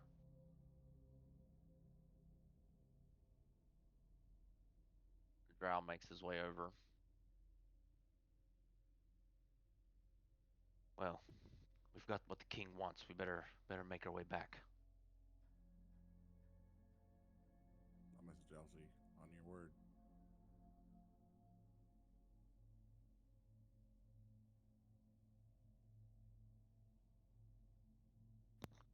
Alright, Elsie's gonna move a little bit closer right there. And then.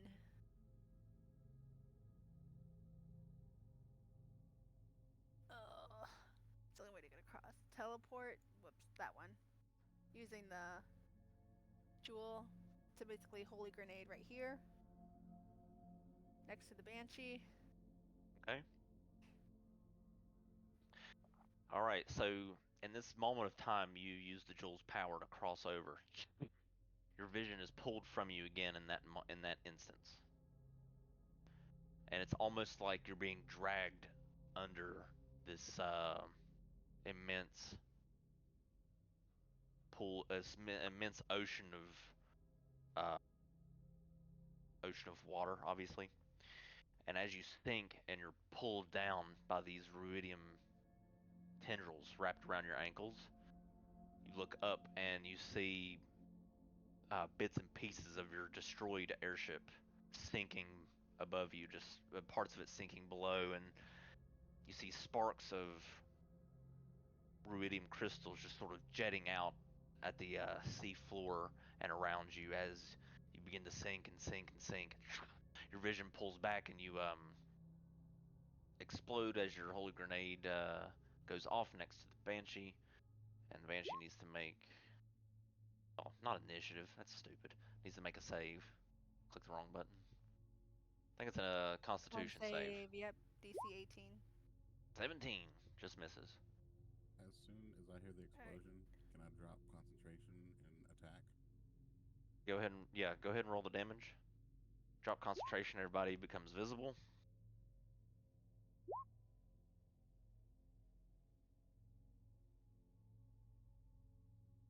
And I want to cast that at 4th level.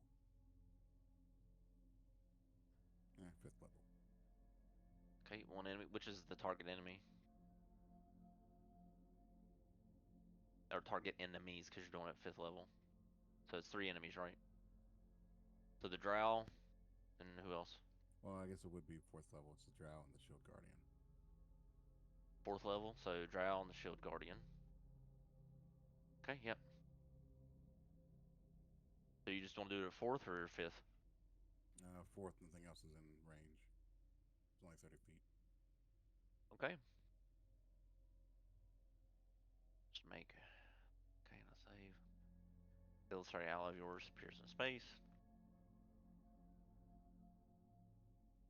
Okay, so these clones of your allies appear, each spot next to the Mage and Shield Guardian, and then as you become visible, the drow hisses, "Mortals down here!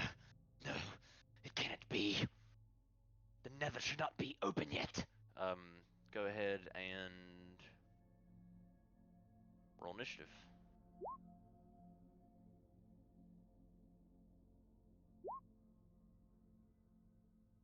Oh yeah, and the damage for the Banshee is 24, and it is blinded. That is right.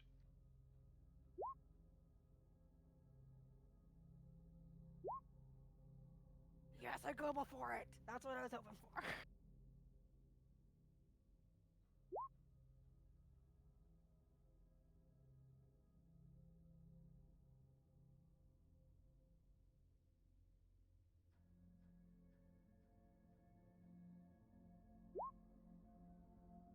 Okay. Drow Shield Guardian, Ifriti. Okay.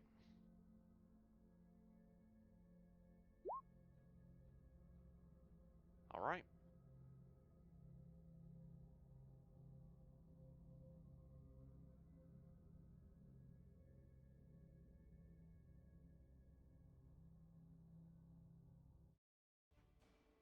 All right. Elsie, you're up first as invisibility drops on everyone but Tobin's. Alright, so then What do you wish to do as you explode out of your nightmare and back into reality? I'm going to hit it twice with my quarterstaff. Each of them, until it works, a stunning strike. The Banshee? Okay. Yeah, Banshee. 21 That hits. for 12 damage and stunning strike. Attempt. Number 1. Hang on. Okay. Yeah, that'll hit. And then Stunning Strike, he has to make the Banshee has to make another con save. Con save, DC Of course, it's 18. not initiative again. I'm Dang it. fucking up hard. Why can't it be that roll? Yeah, I know. Right. Um. Okay. I need to stop minimizing that. I'm screwing up hard on my end. Okay, There's so a lot of things you're good. Stunning Strike, con save. Con save, DC 18. It's stunned. So you smack it with the quarterstaff, and the Banshee tries to wail out, but it just and it sort of freezes in place as it squeals before it is able to wail, and it is stunned. Then I'm gonna just finish hitting it again, then bonus action, flare blows once it gets to it. So then 27. Or isn't it if it's done, Advantage. You have advantage, and it should be an instant woohoo! critical. It is a critical. It No, it's a works. critical anyway. So, yep, go ahead and roll it. 1. 6 plus 1, 7. Okay. And then gonna do a flurry of blows.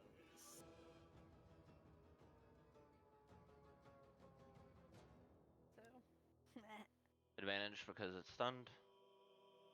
you do a tee. Nice. Sweet. All And then right. let me just for my second flurry of blows strike. I actually toggled advantage for this one. 27. Okay. It hits. Instant crit, so it does another 1d8. True. So there. All right. So with your first attack, the quarterstaff stuns the Banshee, and then you go in for the next of your the rest of your combo, and your key field strikes make solid impact on the otherwise sort of incorporeal Banshee, and it cannot even shriek as it dies. It is defeated and disappears from existence. Sweet. And that's the end of my turn. All right. Elsie celebrates as she fails to realize a dowel is hanging out right here behind her, way up above with this massive maul. And it's going to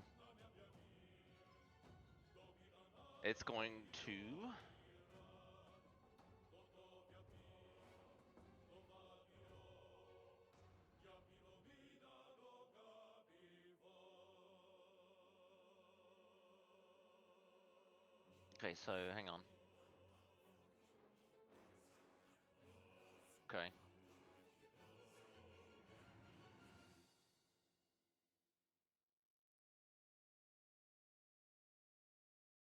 All right.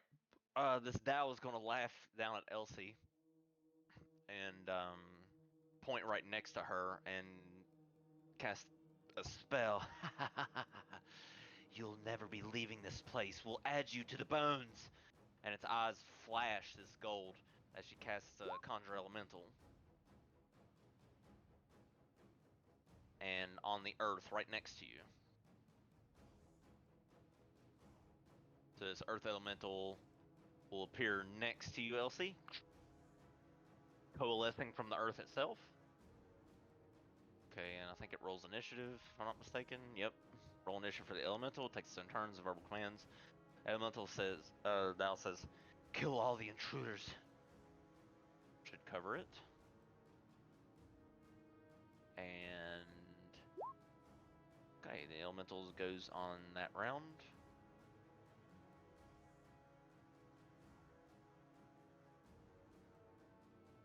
All right, and the dowel will stay up there. Re, your turn.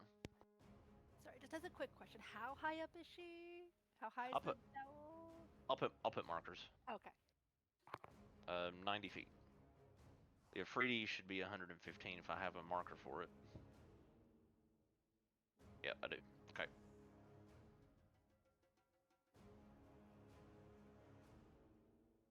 All right. Okay, Re, your turn. So, just struggling because my aura is kind of covering it up a little bit. Is there like a gap or easy way to like? Is there a bridge or anything?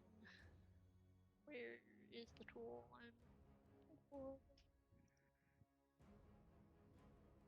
The map's difficult because it's kind of Yeah, so I was just like, isometric. is there anything like connected here that's, or is that like on its own little island there? Just trying to get an idea of what It's it looks like. it's protruding around the ruidium that's sort of floating in between it. So yeah, it's sort of on a quote unquote little slab of island between Okay, where you're standing and it.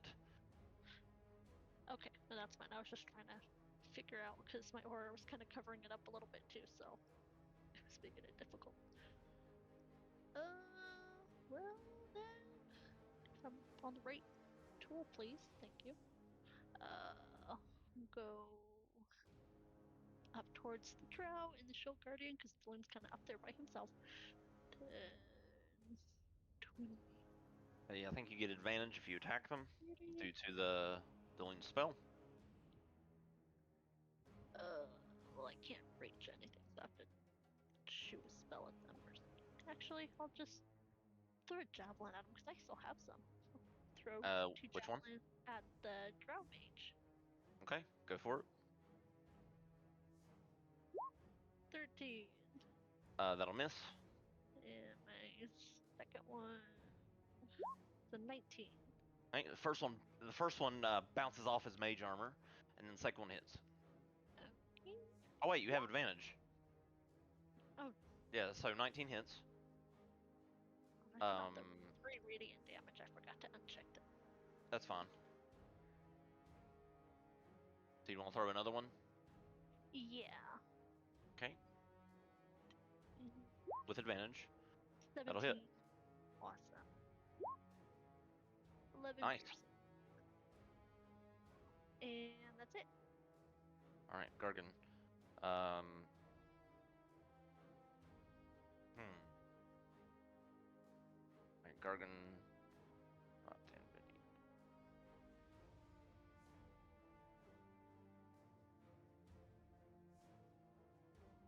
Gargan will use his action to dash and get to there. Or yeah, he'll get to here and try to come help LC. Drow's turn. Okay.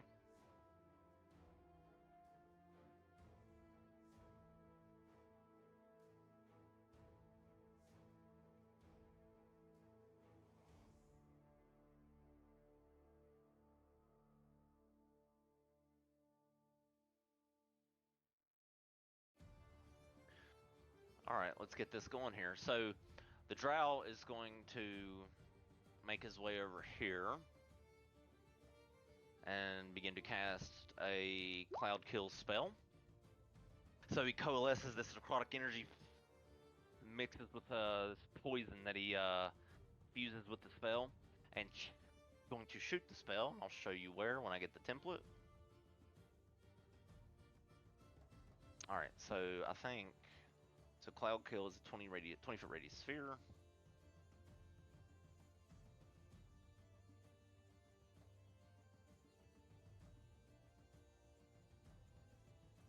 One, two, three, four.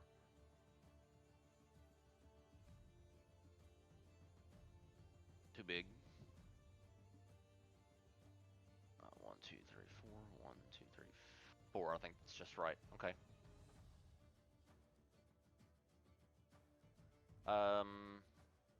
Just going to aim it right there. So Daloon, Tobeans, make a Constitution saving throw. So I have a question. Yep. So if I was gonna say he saves anyway, so that doesn't really matter. If my sword is out, this is gonna post a section from the feed. Would it give me advantage on the save? With my sword out. As long as they're in the radius. Okay. Cool. So you and Daloon would have advantage. Right. Okay. 26 saves, right? Sorry. Con save. Woohoo! What was that, Daloon? I'm sorry, I didn't hear you. Don't need to roll again. Well, you got 26. I mean, you succeeded, so you don't have to if you don't want to. And you get a +3 automatically because you're in my aura, so it's 29. A save is supposed to be higher than that, but it's not. Oh well, who cares? I'll leave it at 14. I don't give a shit. All right, so Oh, I mean, I failed. oh yeah, because you're out of the aura. So Tobeans. Okay, 5d8 poison. All right, so 23 points of poison damage to Tobeans. Half of that to Rian Daloon. And the cloud sort of stays there in place. Do I get to stay invisible, or would that break my invisibility? Breaks your invisibility because you take damage. And the area within this cloud is heavily obscured, so you guys can barely see 5 feet in front of you. Creatures affected if they hold their breath or don't need to hold their breath. The fog moves 10 feet away from you at the start of each of your turns, rolling along the surface. Vapors being heavy near sink to the lowest level of land. Oh, okay. That's pretty cool. The drow will then use Misty Step to... Shit, I gotta move the fucking turn order. I can't see the whole map. Alright, he's gonna Misty Step back here to this crag of ruidium rock. And now it's the Shield Guardian's turn. The Shield Guardian... Does the drow think a motherfucker is just chasing him at this point because of the Yeah. apparition? Yeah, so so the ally stays right next to him. He's like, but he's very annoyed by it. But that's part of the reason why he ran. He's like, okay, maybe I can make some distance between myself and this twin image as your whatever image it is. You can describe if you like chases him because I guess it would be one of your allies. Yeah, it would be whatever. It would be an image of an ally, I guess. Well, just because I was. And the contract for the. Yeah, because you took damage. It's still up. Concentration. That macro is not working. I have to fix it, or the script anyway. Okay, the Shield Guardian, however, can see where you're at, Daloon. He's going to move over to you. So yeah, the Drow is very annoyed, and so the Shield Guardian also has one next to him that's threatening him. All right. So okay. So your allies gain advantage. Subtracting effective illusion effect. Target repeats the same threat at the end of his turns. Okay, so the draw can repeat the save since his turn is over.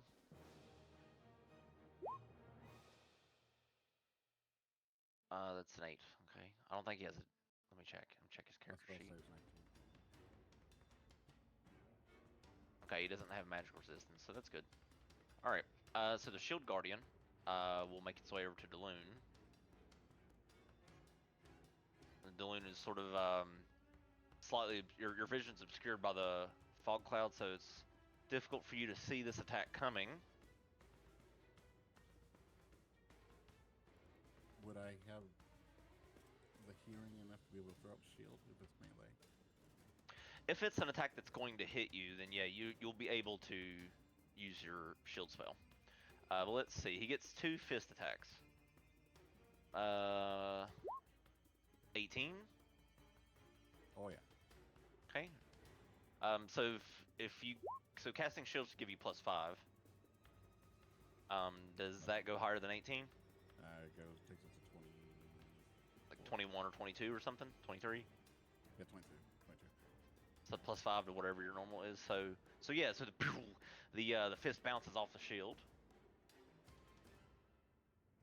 and he will try to fist you again, Kappa, and miss. Oh my. So that also bounces off the shield. The Earth Elemental's turn. Earth Elemental is going to slam Elsie, I believe. Yep.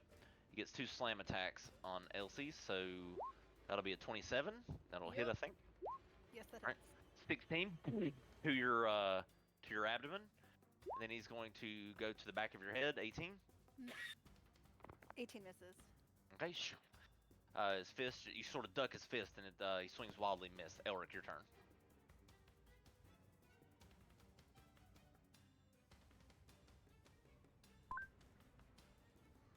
Okay.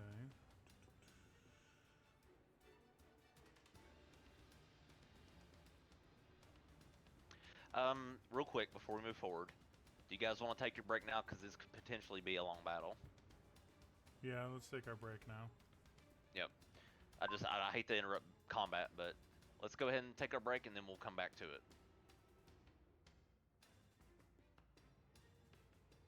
Because I have to pee as well. So I was just thinking, man, some of these enemies are gonna play this like a bastard, so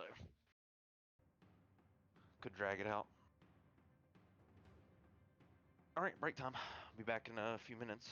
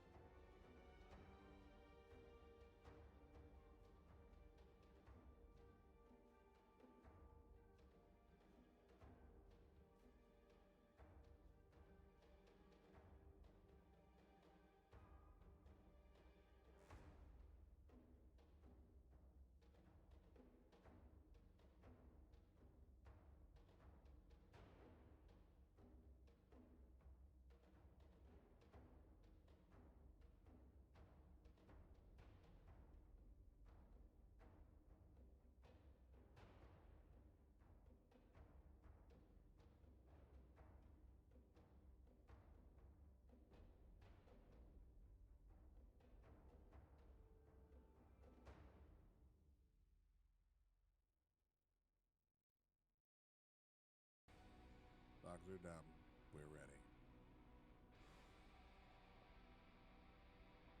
Okay.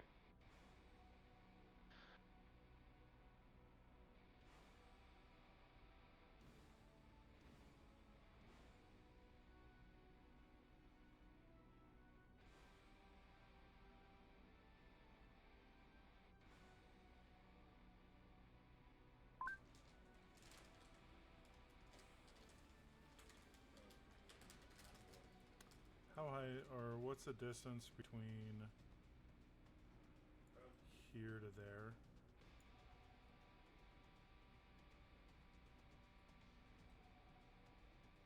Where? I'd say this section of the platform here to the Afridi. From there, let's see, from where you're at, that is around 20 feet above you. And then that would be, let me see.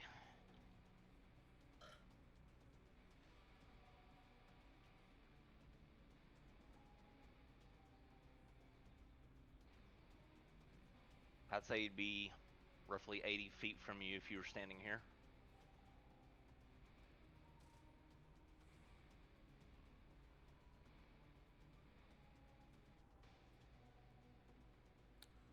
And then if I made it to here, I'm trying to get within 50 feet of the Afridi, is what I'm trying to do. That would put you around 65 feet from him.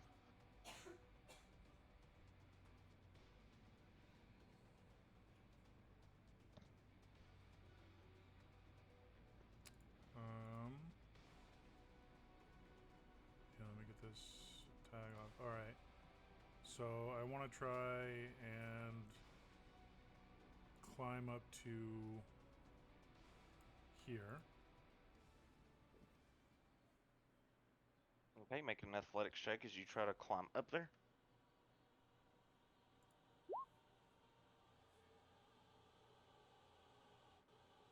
All right, you're able to get up there. But it would be difficult terrain as you climb. The surface of the stone is very old, so it sort of cracks and crumbles a little bit.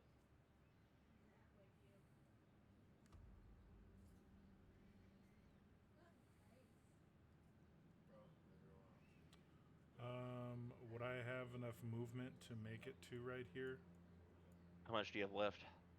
So started here, so normally it'd be 25 and I have 40 feet. Okay, so you were here, right? So that's 5 to the next square and then up 20. Difficult terrain, that'd be 35 or so. Yeah, 35. So you have 35 feet spent. You can try to jump the gap. That's a very narrow spot to land on, so you'll have to roll pretty good to land on it. But you can jump the gap and try to land there, yeah. Well, I would say you could. Yeah, I'd say if you. Yeah, there's a spot like right there. Yeah, if you aimed for it, you could land there without slipping, I guess. I'm thinking either there or grapple hooking to the top of here. Okay. I mean, you can do either. You can try either. Yeah, let me grapple hook to right here. So to the top of that part. Boom. All right. You zip up like Batman, and you land up there. The grappling wire retracts. And then I'll move forward 5 feet. And am I in within 50 feet of the Afridi at this point? Let me see. Let's see, you're up. I would say you're just 50 feet, yep. Whoo! Okay. But if you do what I think you're gonna do, yeah. There's nowhere for you to stand. He is sitting Indian style. Like on this pillar of rock, sort of this broken rock. But you can do that. You will begin to fall once you land your attack, though. I mean, you can. This is roughly 15 feet below him. Mm-hmm. So I mean, you could try to land right there, or if you don't, you'll fall all the way down to the ground. Fuck it, I'm all the way up here, so. Okay. Yeah, I'm gonna do it. Well, you already used your action to grapple. It's a bonus action to use the hook. Oh, it is because of what's his name, Avery, or not Avery. Mm-hmm. The other fin-wearing kid. Lucian. That's right. Lucian. Yeah, that's right. I forgot he enchanted it that way. All right, so yeah, so you present your swords and begin to spin. The Ifrit looks at you, and sort of tilts his head, and then grabs his own sword and readies for whatever you're going to do. And before he can realize that within flash of light, you cut into him with your Trichiliocosm, and like a beam shattering the air around you. You cut into him. Let's see. He has to make a dex save. Okay. All right, that's a 5 because I don't think he has advantage. Yeah, it's a 5. All right, so he'll take 60-10, and he's stunned as you cut into him.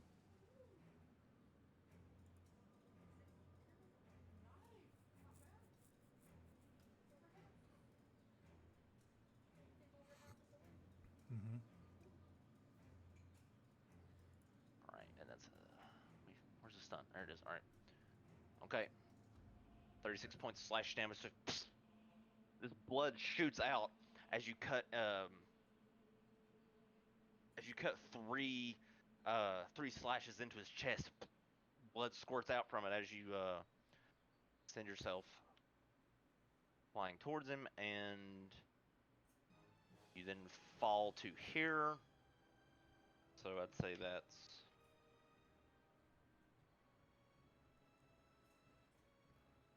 6 points of falling damage. Okay. As you sort of land right there. And that will be my turn. Okay. All right. So I gotta move this now.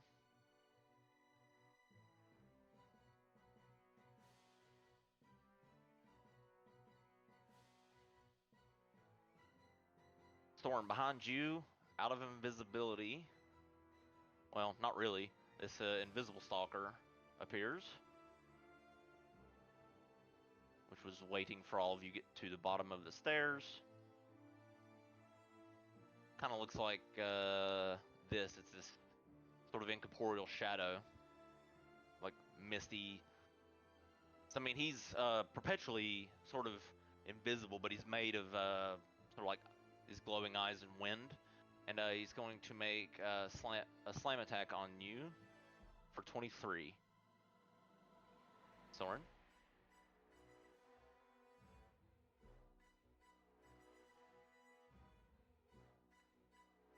Soren, you there? Good. I guess I'm on mute. Let's try this again. Oh, your mic's buzzing. Oh. Is that better? That's better. All right. So attack at 23. Yep. Well, since you're being cheeky, I'm gonna shield and it misses. All right, so bounces off the shield. He tries to hit you again. If it will roll. 15 misses. Yes. All right, and Tobins, your turn.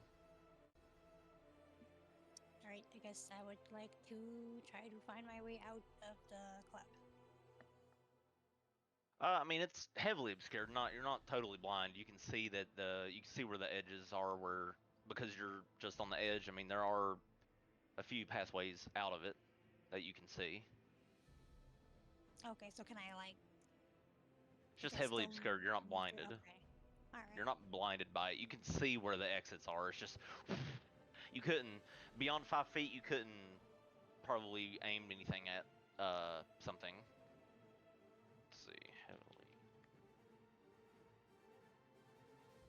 Okay. Okay.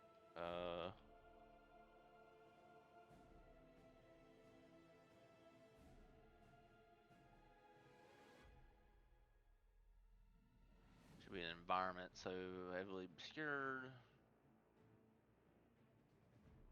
Falling. Okay. Suffocating. No.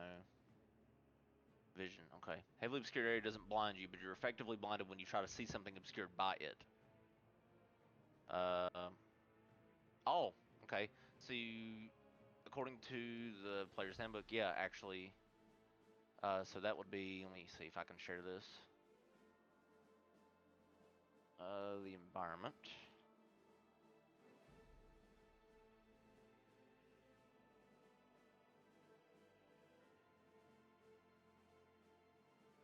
Yeah, so if you scroll down to vision and light, it's the third paragraph. Heavily obscured area doesn't blind you, but you are blinded when you try to see something obscured by it. So, for example, if you try to look at your hand in front of your face, you couldn't see it. But if you're trying to like aim at something, you would be essentially unable to pinpoint a target since it's so heavily obscured. But long story short, yeah, you can see your way out of it. Cool. Then can I just kind of step out of it over here? Yeah. I think it's at the Alright. start of your turn. You take damage from the fog. Though, let me check. Cloud kill. Let me just check, real quick. Cloud kill. Cloud kill. All right. So first time on a turn starts its turn there. Okay. Make a con save before you are able to exit.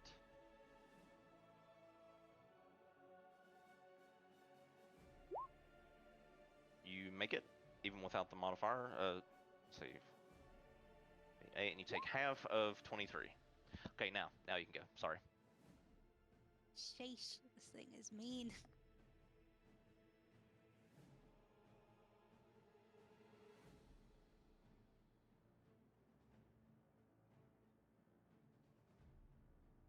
All right, you sort of cough a bit as you actually get a little bit of air into your lungs instead of poison. Alright, and is this thing still invisible? Yes. I mean, you look over and you see like a shimmering force there, but its form itself is totally invisible.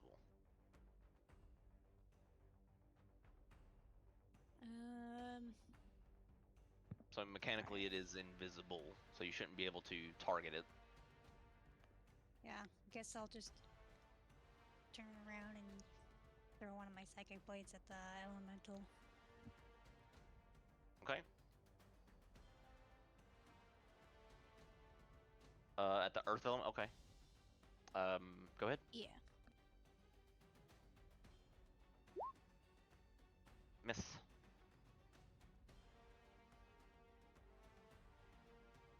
Oh, that was like really bad.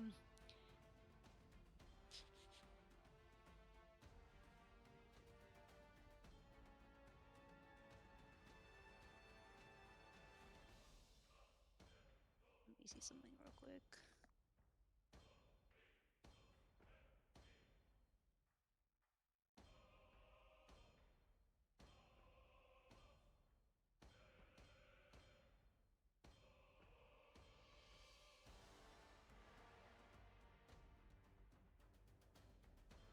I guess I'll try to throw my bonus blade at it. Okay.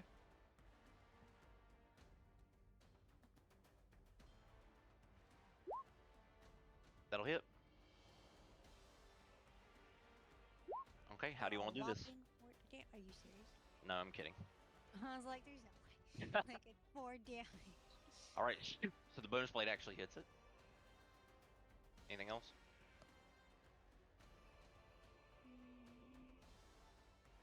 No, I'm good. All right. The Afridi is stunned for this round.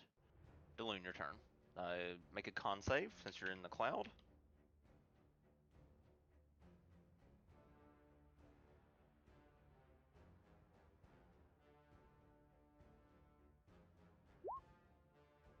Save, my bad. Yep. Okay. So you take half of 32. So that would be, let's see. All right, make a concentration check for your spell. I'm just dropping it. You're just gonna drop it. I mean, it's only 16 points of damage. You could maintain it. I'm But you can using drop it another if you spell. want. Yeah, I'm just gonna use another spell. Okay, so you drop the boon, distracting boon or whatever it was called, and those images disappear. All right, 2 sorcery points to bonus cast. Get rid of this fucking shit. The cloud. Yeah. The All right. reports have been removed. All right, you dispel. So Deloon cast dispel magic on the fog, and the arcane poison disappears.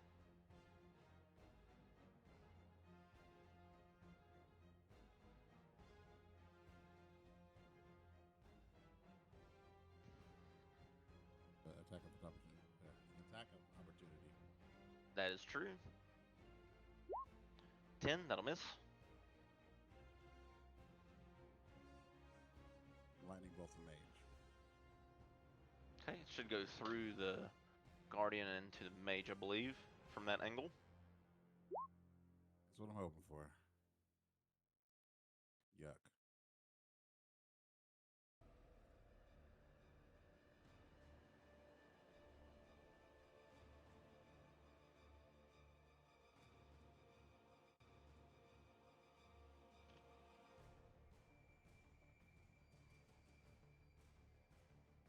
Okay.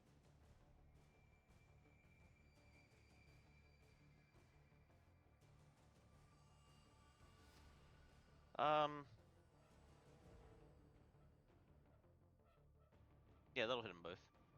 All right, so let's see. So just, the lightning blasts through. The shield guardian wraps around and goes to the mage. Oh wait, the mage hasn't used his reaction yet, has he? I don't think he's in range. I don't think he can do that to you. Nope. All right. So they must make a dex save. If I can find the shield guardian's character sheet, that would be great.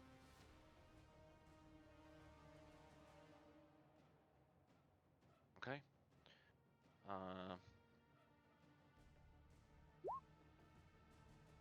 That's a fail for the shield guardian and the drow.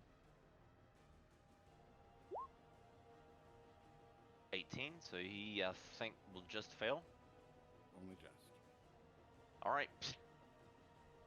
It blasts into him. And the guardian. All right. All right then. Anything else? That was a quick. That was your action, right? Yeah. Okay. He might as well drop concentration because the cloud is gone. Okay. Yeah, that should be it.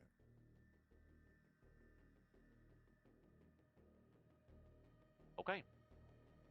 Thorin, your turn. All right, I'm gonna cast Finger of Death at the Shield Guardian. Ooh. Done playing around. I'm done. I'm done screwing around already. Okay, so let's see. The shield guardian must make a con save. He fails with a 9. So con save. All right, so failed. Okay, so humanoid killed by the spell. Okay, so he's not a humanoid, so it wouldn't matter anyway. However, you deal a whopping 61 points damage. So this finger blast, boom, just punctures through a lot of the shield guardian's armor. Sort of blast through him Frieza style, and he takes a whopping amount of necrotic damage. And it is visibly shaken by the attack, and construct sort of like shifts in place from the attack. Anything else? Nope, that's it. All right, I'm gonna go to the kitchen and get some water real quick, and I'll be right back. Won't take me long. All right, whose turn is it now? Elsie. Elsie, your Yep. turn. All right. I am going to attack the Earth Elemental once, just so it can't get an opportunity attack. All right, because of mobile. Uh-huh. That'll hit. Normal, either way hit. 6 damage. Okay. And then going to run up 80 feet towards the drow and then teleport the last 10, 15 using the jewel and holy grenade right there. All right, so you expend a dual charge and boom, you explode next to the Dow. Let's see. And you just have like a craggy bit of rock that you can stand on next to it if you want to stay there. I think you do. Let me check real quick. Yeah, you have a craggy area. Yeah. This dark area of rock is standable. So yeah, you can All I wanted. stand there. Yeah. So, all right. So holy grenade and let me roll the save. All right, 24. Yep. She. Not blinded. Let's see. Yep. Half of 24. Okay. So And when then, the Dow looks shaken as you teleport from its vision and then appear next to it, exploding in divine light. and then I have one more attack I can do since I only used one on the Earth Elemental. I'm just gonna hit her. Correct. 23. It's 9. And why not? Another stunning strike. all right. Subtract a key point, and we'll see. So that's a 10. She failed. That's a fail. So you're on fire with these stunning strikes this battle. All right. So They're working finally after all the fails I did. all right. So I had to retcon the Banshee earlier. You don't get an auto crit on a stun creature, but you do get advantage. However, the Banshee didn't live anyway, so it doesn't matter. Just for the future, I had to correct. Tobin's helped me correct that. So the damage isn't an auto crit damage, but the attack is advantage, I believe, on a stun creature. Had to double check. All right. Anything else? Alright. No, that's everything I can do. All right. I'm done. Well, the Dow can't do shit because you just stunned it. Your turn. I'm just gonna go to the shield garden and start swinging. 'Cause fuck Elsie, on the stunning strike, is it at the end of your next turn that it can make another save, or how's that work? Let me see. Until the end of your next turn. Until the end of my next turn. That's right. All right. Reed, go ahead. You run it to the Shield Guardian. And wait.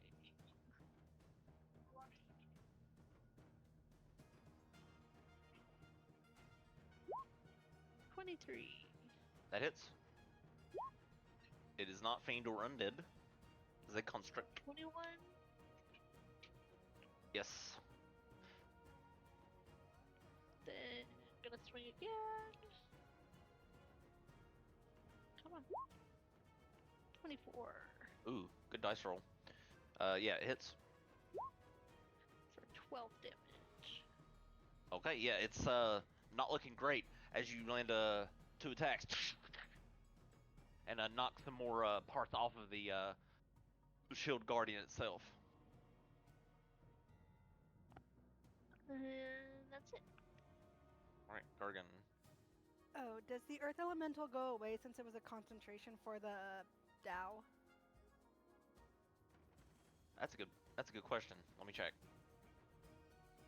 Let me check the Dow's character sheet.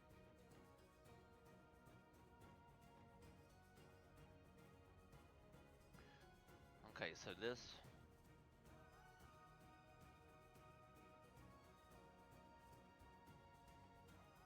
Yes, it does. So the elemental disappears from the space, and the Dow drops concentration. Thank you for bringing that up. All right, so Gargan doesn't have to jump the gap and attack it. What is he gonna do? I guess he'll can't go to the higher places. He technically can't see the stalker.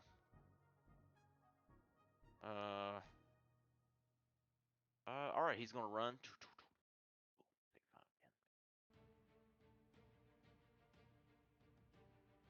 40. He can only get to here. He'll dash and get to there. Drow's turn.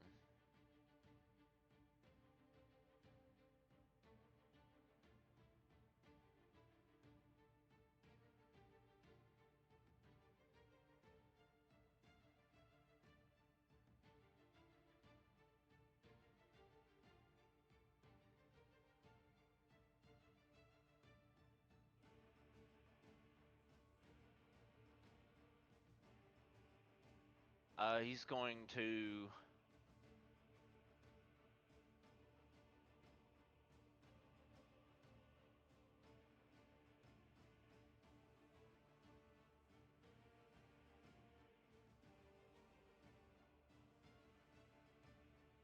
Let's see. All right.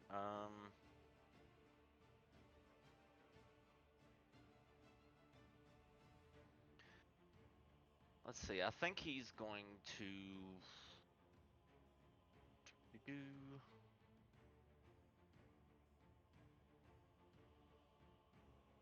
Cast darkness on himself.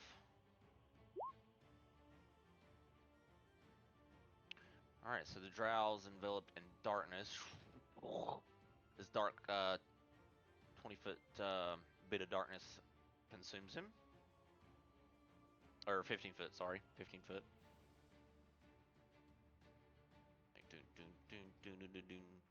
15, that's this. Alright, so that's going to be 3 by 3, so.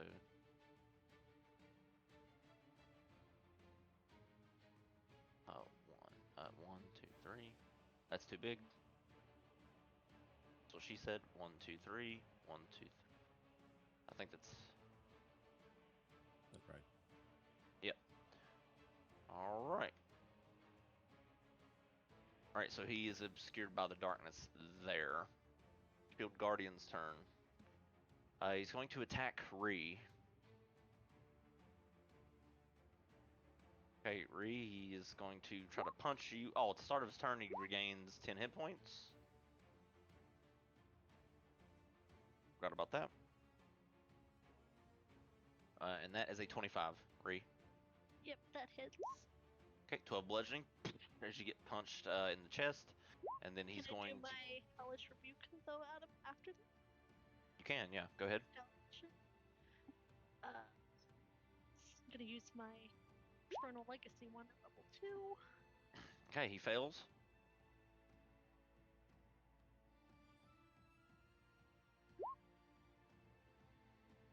Just 10 damage, not the 2 radiant. I always forget to take that off. Okay. I know what to subtract in the event that mistakes happen. Alright, so he'll try to hit you again. 12, that'll miss. And now it's Elric's turn.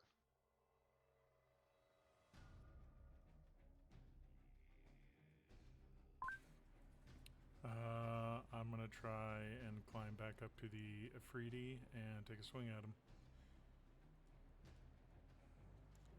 Let me see if there's anywhere that you can stand. Because this dark area here is like a chasm. There is a floor to it, but it's 90 feet below you. Uh-huh.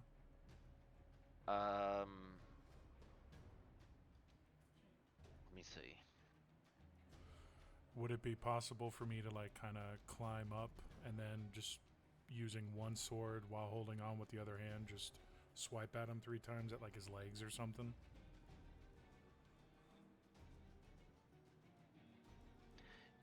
Yeah, I'll allow it. Okay. I mean, I think you would be adept enough to do that. So you climb up 15 feet. Make an athletics check first because it's a difficult terrain to climb. Okay, you're able to climb up and doubles your movement, but you are able to get within melee range. Alright, and then I'm going to use the Demi-Steel Katana, so here we go. Alright, you get advantage because he's stunned. Oh. Nice. Alright, but it's not an auto crit. However, you do hit 26. Okay. And then second attack, 18. Hit.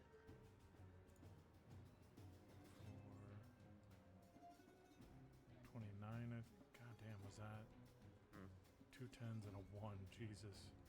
Right. And then the third attack. Oof. Nice. Nice. So you slash into the Ifriti. Very good damage. Nice. Okay. All right, so and this demon blood is spurting out from his quadricep as he he can't angrily look down at you. He's stunned. Anything else? Yeah, while I'm here, I'm gonna burn that, Okay. and I'm gonna attack him 3 more times.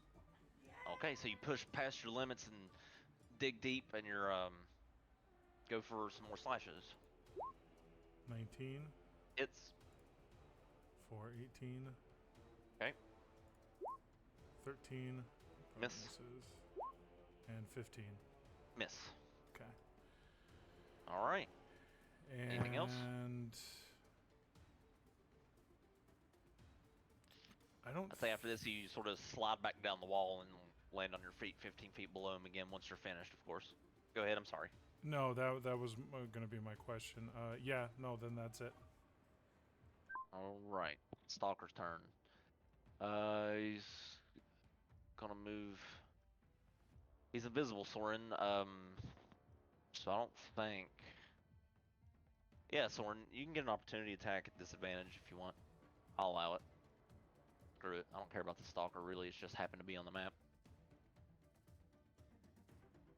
If you want, Soren, but it's going to go up to Toe Beans and make 2 slam attacks on Toe Beans. 15. That'll miss, I think.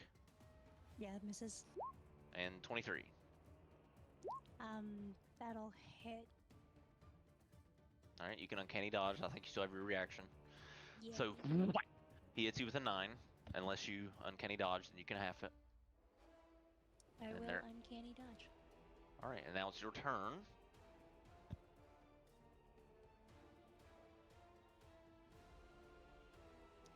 Well, I'm gonna move, even though it's probably gonna opportunity attack me. But I'm gonna move up here. 10, 15, 20. I'm gonna move up there. I guess I'll let it try to hit me.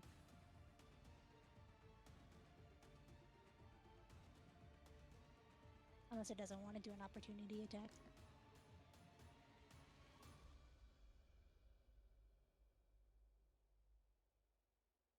All right, so for context, it is invisible to the eye, but the visible stalker is an elemental. So there's these whooshing like air sounds in its space. It's like invisible air. So you can see the dirt and dust kicking off the ground where it's quote unquote at. However, you still have disadvantage if you try to hit it. Just to add clarification.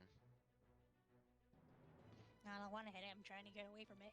I know, just for everyone. Because I had to look it up just now. I'm like, this seems a little OP. Let me make sure there's a way to hit it, because it's supposed to be an elemental. Okay, so yeah, it's invisible to the eye. Attacks have disadvantage, but you can see the dust and dirt that's moving around the ground where it's at. Anyways, so you move away. And what else? As well as like an opportunity attack me. I think it still has its bonus. So, yeah, sure. Try to hit you. 25 Yeah, that'll hit. for 9. And you actually, since it's your turn, you have your reaction back again. If you want to uncanny dodge again. I'll just take it. Okay. Whack. So you get hit with a windy fist. Anything else after you move? I'm gonna use my zoomies to move another 30 feet. Okay, don't forget to borrow movement on a future turn, which combat ends won't matter.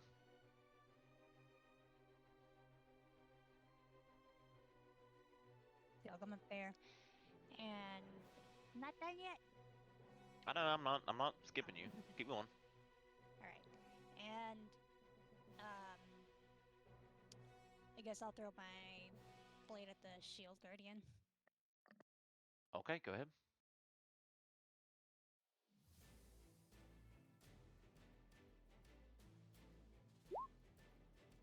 Me too. That'll hit.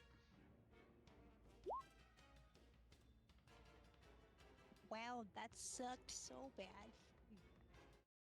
But it did it. So the shield guardian gets hit by this psychic blade, unable to really. Wait a minute. Wait a minute. Okay, he's not immune. Okay, I was about to say it'd be weird if he was immune to psychic, but he's not. So the psychic damage courses through his construct, and he sort of shuts down on his feet.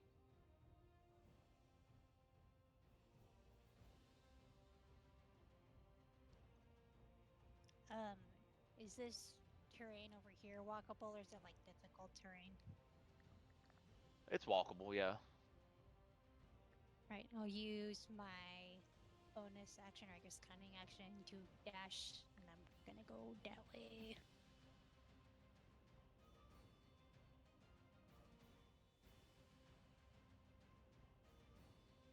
I guess I'll go about there and be done. Hey, the stun ends on the Afridi. See what he does.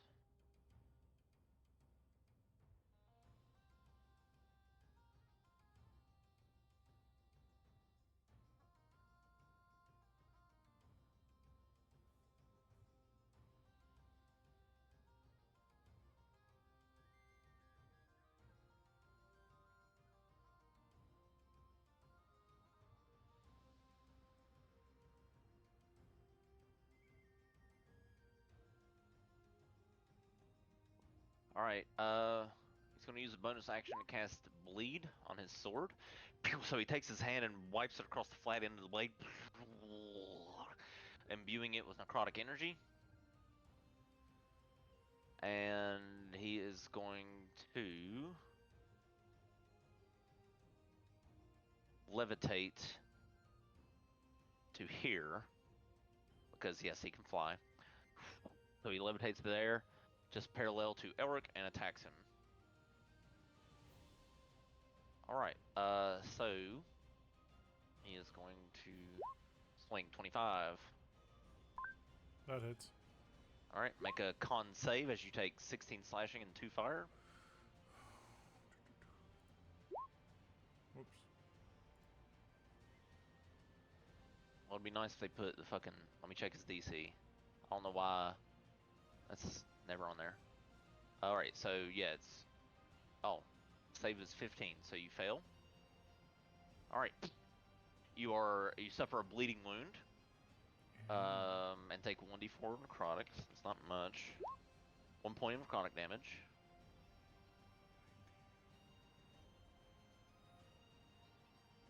All right, he's going to try to hit you again. 21. That hits. All right, 8 slashing and 4 fire, and 1 necrotic damage. Cool. All right, he's going to fly out of your range Can I make to here. Was he in range? Yes. Opportunity? Okay. Yeah, you can, yep. Ooh, nice. That 26 hits. for 31. Jesus. All right, so you get a piece of him as he just flies out. Over to there, Delune, your turn.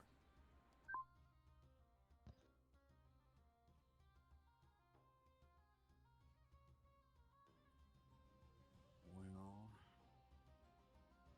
how high up is he? Or is he on the ground now?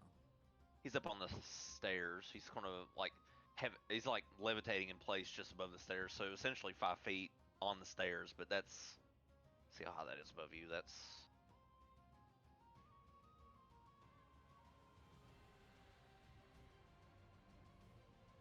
it's around 70 feet above you where you're at. But you can't like you shouldn't be able to see him because he's behind that sort of surface area where the stairs are. I just don't have a lighting mechanic to make that happen. So if you were to try to target him with something that goes line of sight, you shouldn't be able to see him.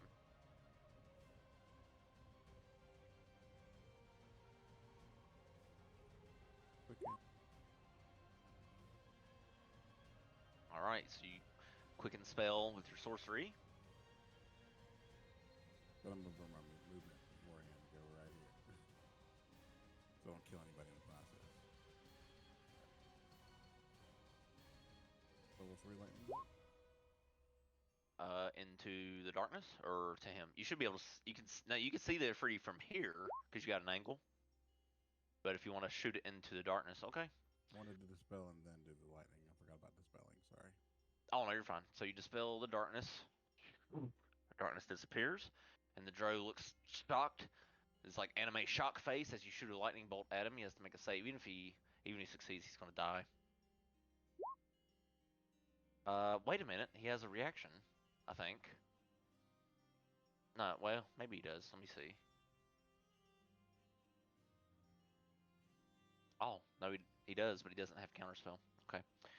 So you're gonna lightning bolt him, and even if he saves, he gets blasted by the lightning bolt, clashes against the stone sort of um, wall here, and collapses over.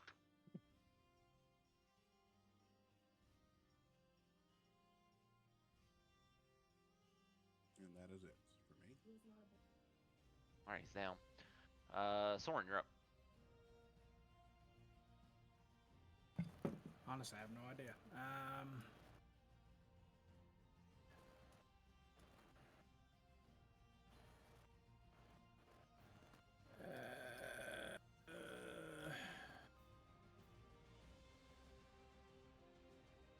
I'm gonna cast Disintegrate on that guy up there on the stairs. Okay.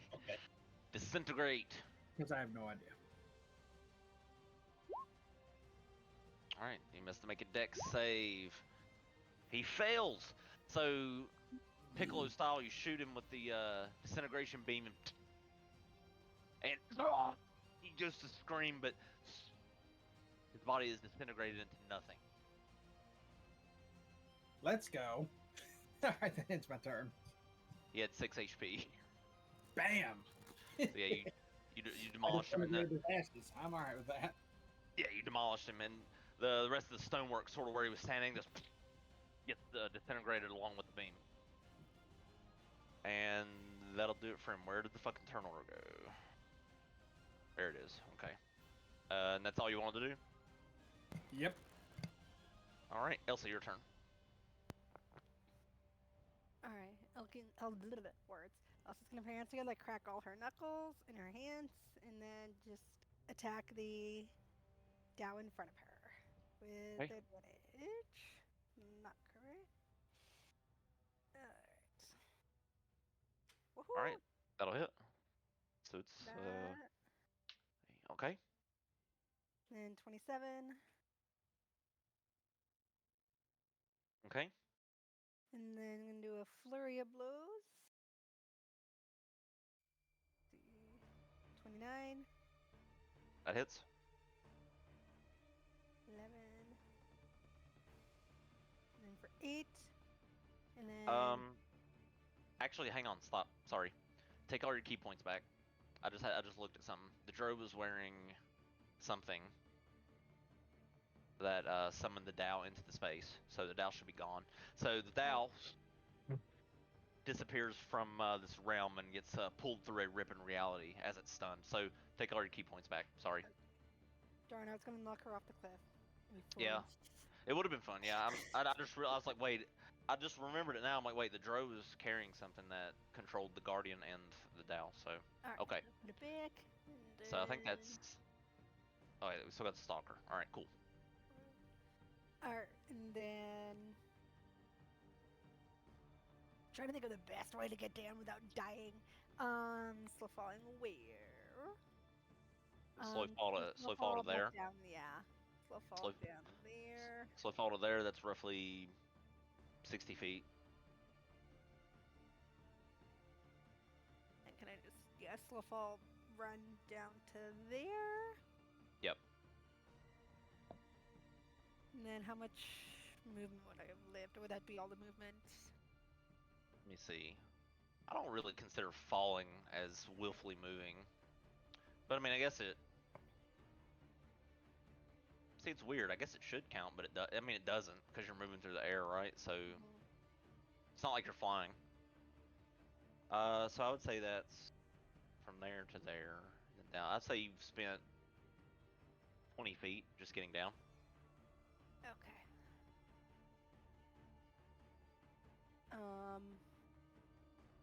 Can I try and I don't know if it'd be like a perception check with disadvantage of seeing this or just knowing where it is? Yeah, you can make a perception check to see sort of if you can spot the area that it's occupying. Would it be at disadvantage or would it just be normal? Just normal. I mean, because you're sort of, yeah. Well, I mean, he is invisible. I mean, I can roll again for it to be disadvantage. Yeah, roll again for disadvantage, yeah, because he is technically invisible. You can see some dust kicking up in that space, but you're not sure what his form looks like or anything.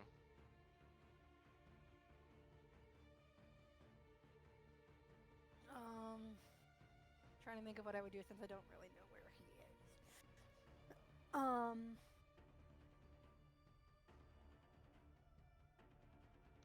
If you move in to attack him, it's at disadvantage as well.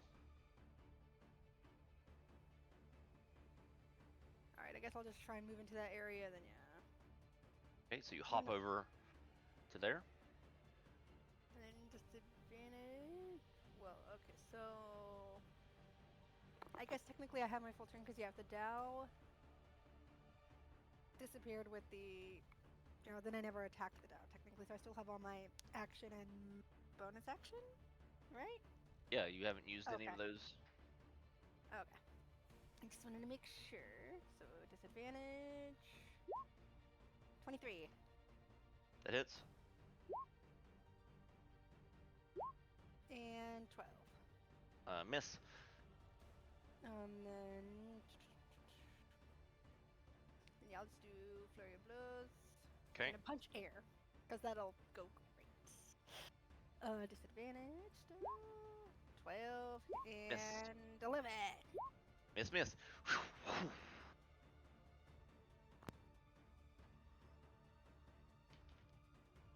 And that's my turn.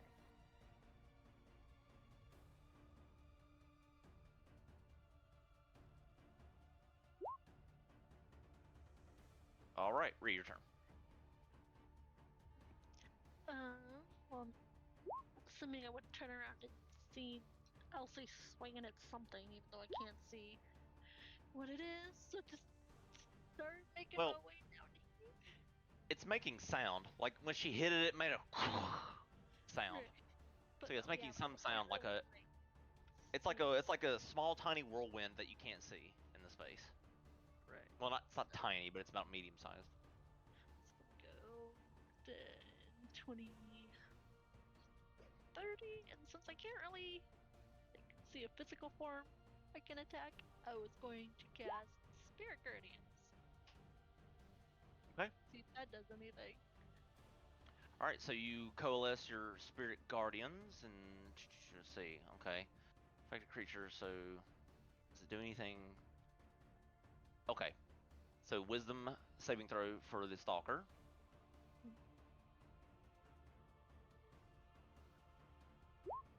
Natural 20. Well, All shit. right. It takes half damage on a save. Okay, roll the radiant, I guess, or necrotic, whichever one. It's radiant because I'm not evil. At least I don't think so, Cody. Okay. So that's it, because I don't really know what's going on. All right. So when the spirit guardians coalesce, you see them make contact in, like some of the little guardians fly into the wind.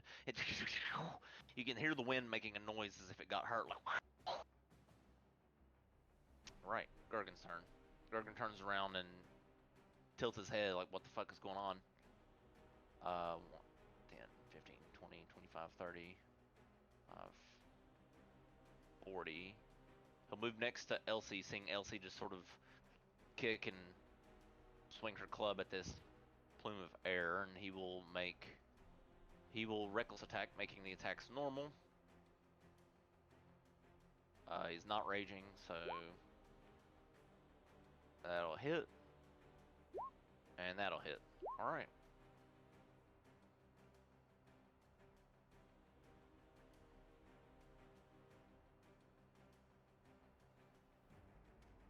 Okay. Okay. So you see Gargan cutting into this this invisible plume of wind, and it's and you see dust sort of kicking up at its feet. Elric, you're way up on this slab of wall. What do you want to do? I'm gonna sheath my swords and I'm gonna start climbing my way down. And I want to get. I will dash, so that's 80 feet total. I want to get as far as I can with 80 feet. Probably go. I'd say in the like this direction, and then down. Okay. So it's Okay, yeah. Go ahead. That's fine. So it looks like I'd have to climb down about right there. And then to right there. I'm going to assume I can make it to there with 80 feet. Yeah, you have to press against the wall to get across that, but you can. Okay.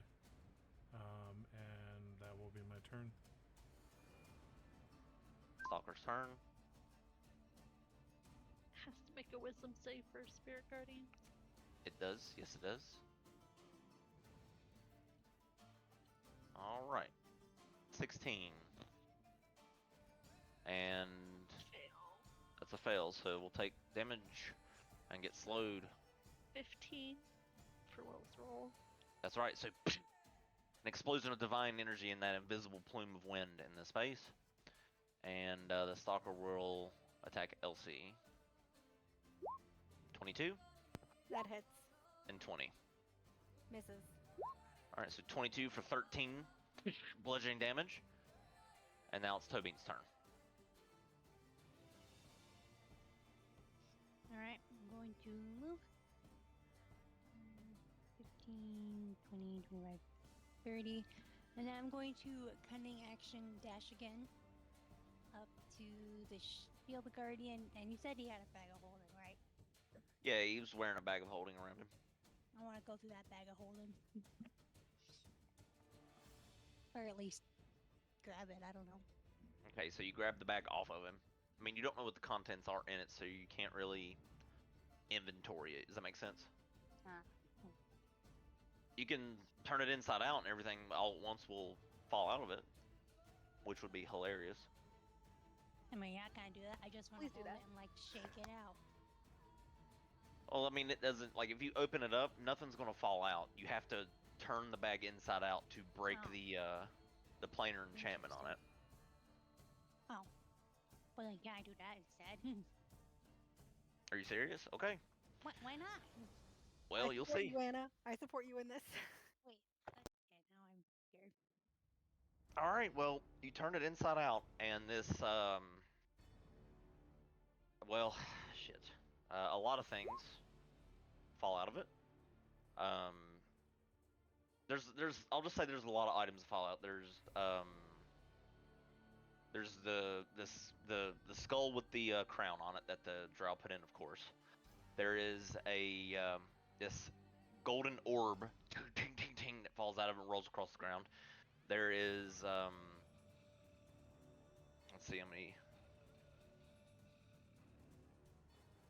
There's quite a bit of.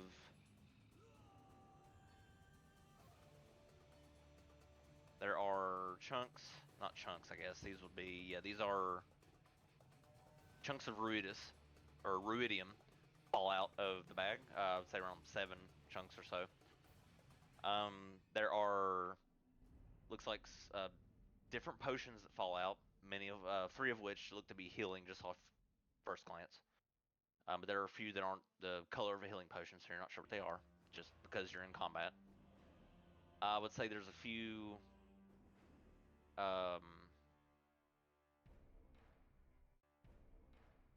There are 3 scrolls that fall out of it, and there is 1 tome that falls out of it. And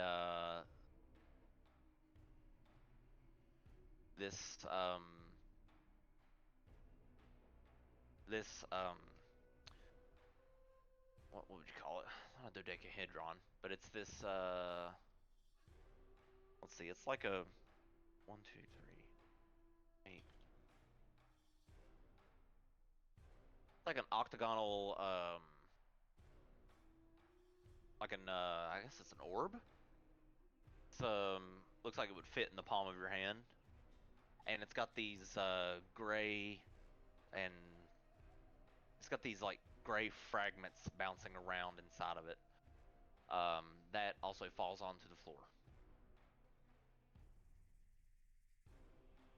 Hey, good job, Tobeans. You just made a mess. That's what I do best. Cat instincts coming in play. I mean, it's a quick way to find out what's in shit. So there you go. All right. So all that shit is on the ground. Anything else, Tobeans? I would say that's your action, like use an object. Yeah, I mean, yeah, I can't really do anything else. All right. Daloon. I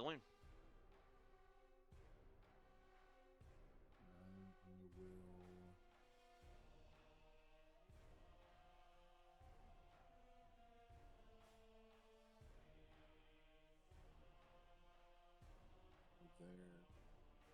Blessing is later from there.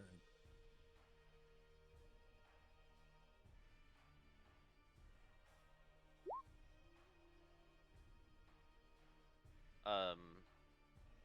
So since you roll a disadvantage, that misses.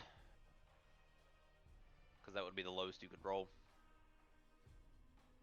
Well, I mean, you could probably low roll than that, but that would be the highest you could roll. His AC is 14.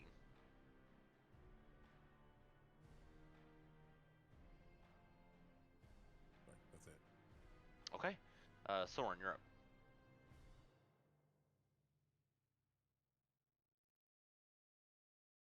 Actually, wait, hang on. Wait.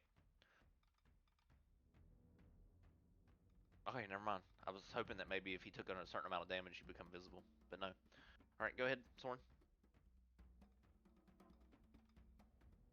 Alright, I am going to cast Shocking Grasp on thing.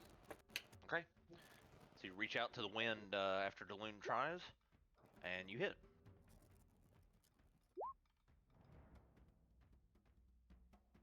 Alright. Lightning bolts just sort of wave through the wind and dissipate.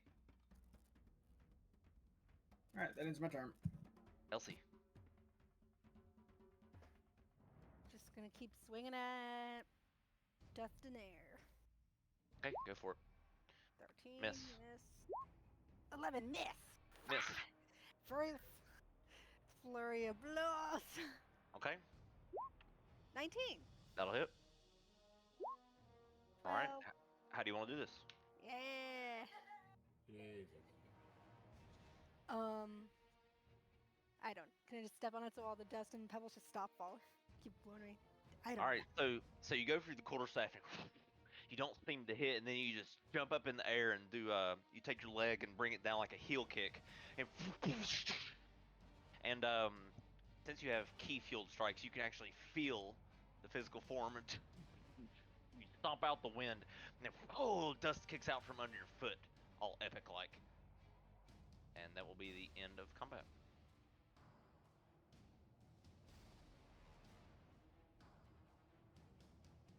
All right.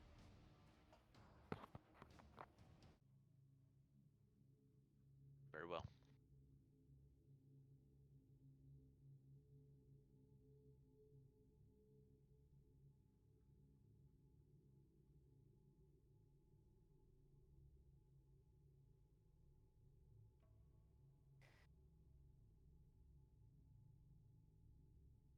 Guys, do we need to be concerned about the fire circle sigil?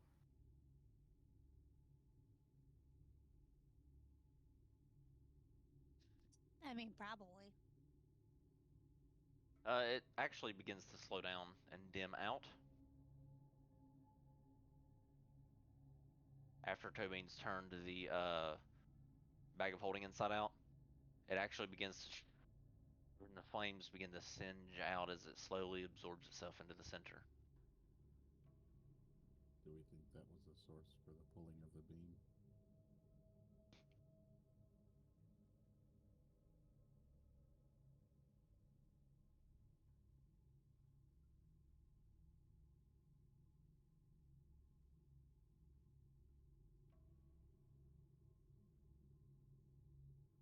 In the center is a circular, uh, like a circular little, uh, like a raised part of the stone. It's circular. It's roughly 5 by 5.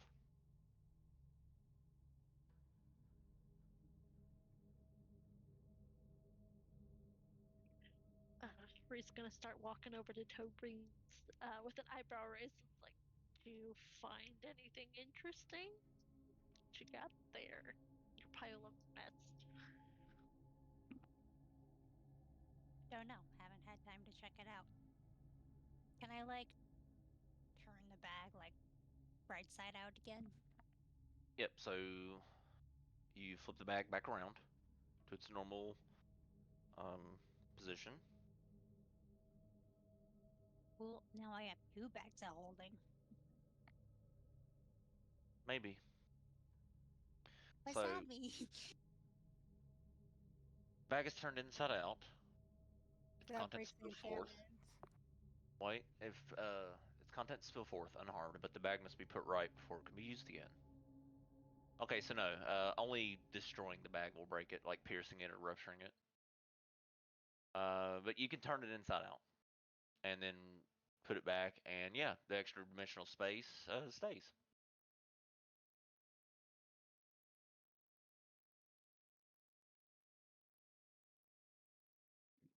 He's just gonna laugh and be like, awesome, now you have another bag to hold all your stuffed animals in. Didn't you promise me a stuffed animal when we got back to Ankara? I did. But who says it's gonna fit in there?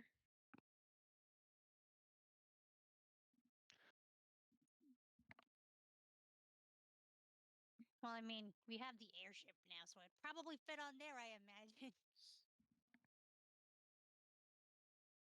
Balloon, as you turn the corner to see the drow's body laying there, it is encased in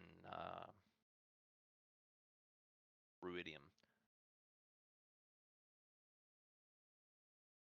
Like the ruidium, it looks like the ruidium came up from underneath his corpse and froze him sort of within it. You said that was the mage? Yep. Fuck.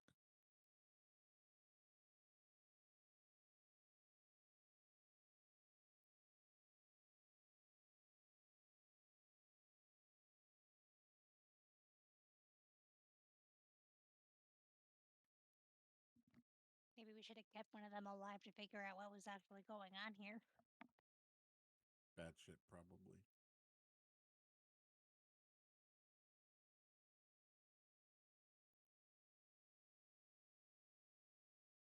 Is the building to the west still intact? Looks like there are hallways that I'm looking down. It does look to be a hallway. Yes, it goes on for let's say 70 feet or so before it narrows to this sort of 20 by 20 gap.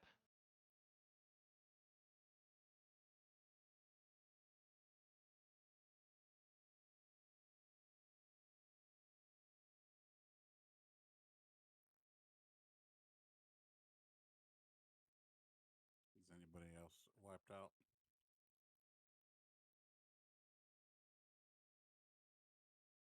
Really? I need a new profession.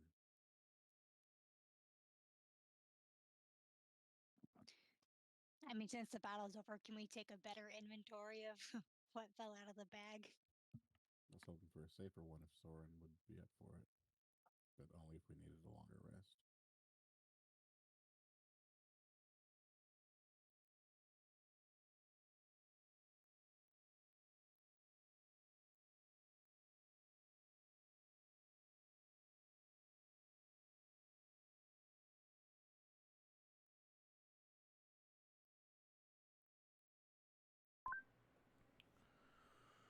The Drow Mage said that they had what the king wanted.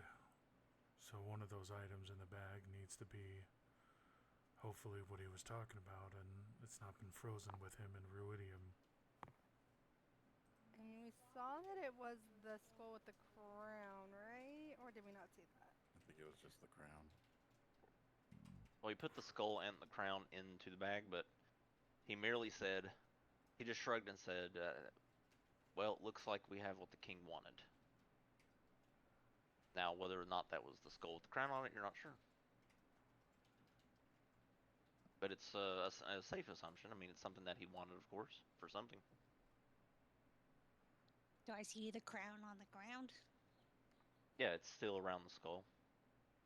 Can I just pick it up and look at it? Yeah, so you pick up the skull, and it's sort of humanoid size, I guess. Pretty old. The crown, however, is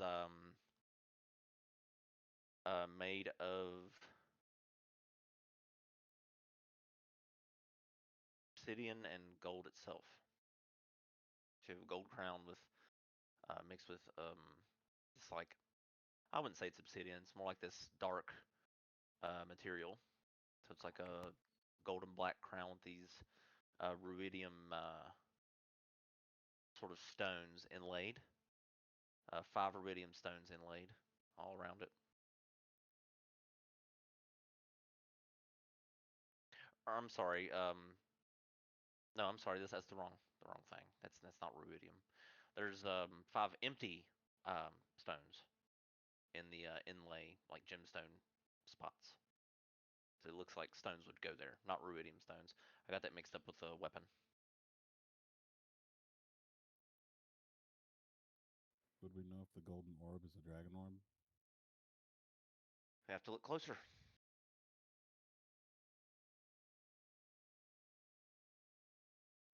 As you look at the orb, it's like a gold orb.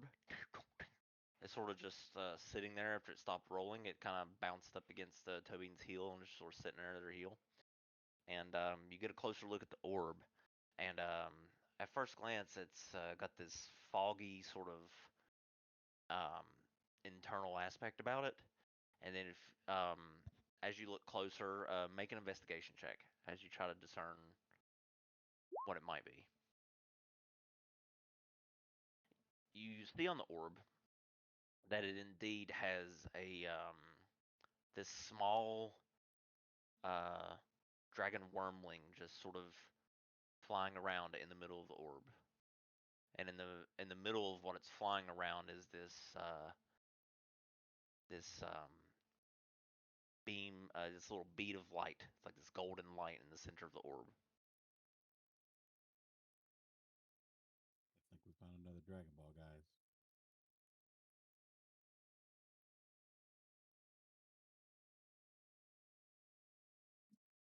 Do we have one already? This would be one, yeah, one of. This would be one orb that if you were to think that if this is a dragon orb, this would be, you guys only have one. If that were to be the case, but you have to identify it.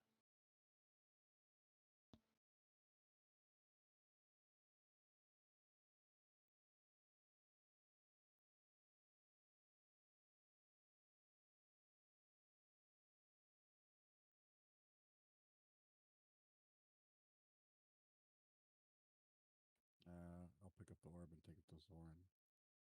Okay.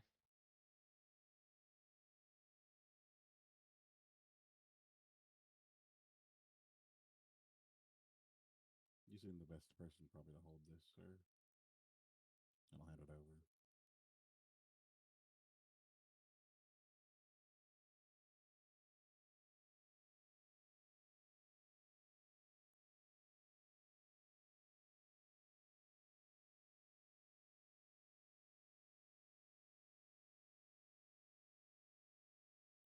Alrighty.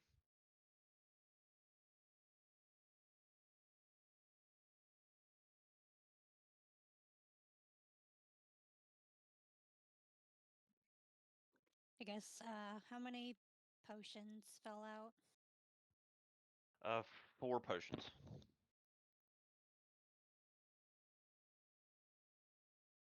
I think 3 of them look to be healing potions, just based off what they look like.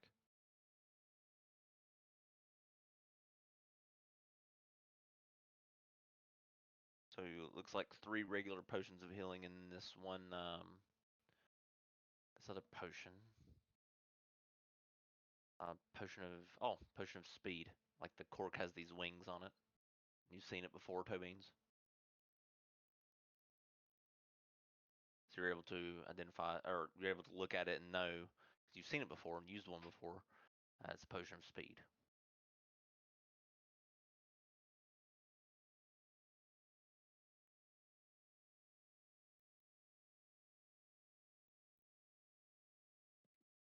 And I believe there is also like what you described as a octagonal shape with stuff in it. Yeah, it's octagonal orb. It's like it's yeah, it's got this gray mist and sort of flooded within, and these little specks of fragments are just bouncing in between one another and splitting off and then bouncing somewhere else.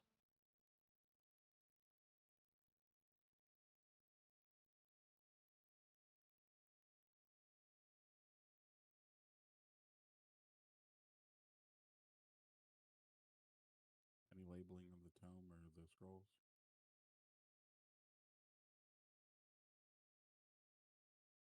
The scrolls.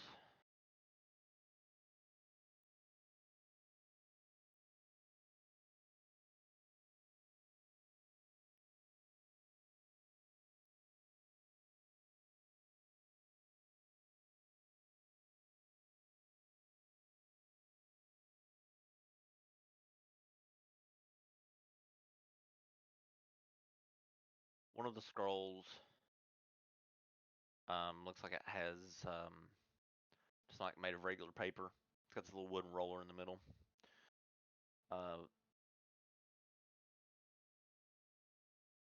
The other 2 are level 3 spell scrolls. Or shit for Thorn to learn.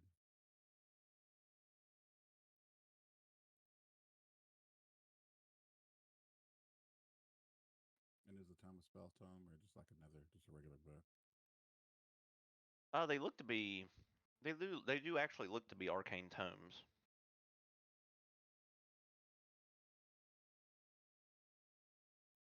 They're very fine in their make. Yeah, you sort of scroll through it and flipping through a few of the pages. Yeah, it looks like a tome. They both do, at least.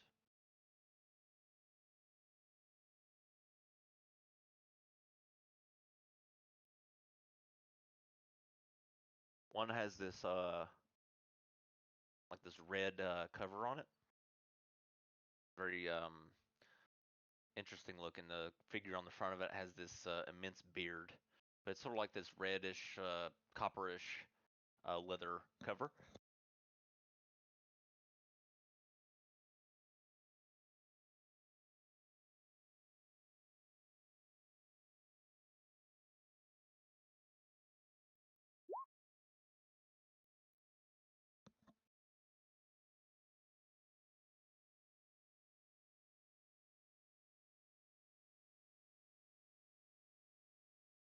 So do you guys want to press on or head out?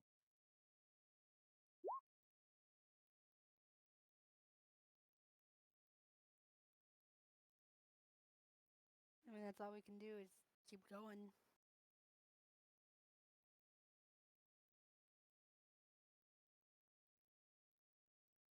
But I do not know the way. Yeah, if everyone's ready, I'd say we head on. Well, I'm probably want to take the health potion or 2 real quick.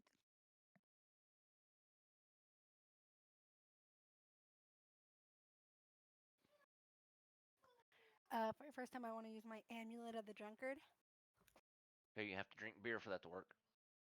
I think it says I can do like wine, and I'm pretty sure we still have some of that white Yeah. stone wine. Yeah, you can. Yeah, it has to be some alcohol. So yeah. Yeah.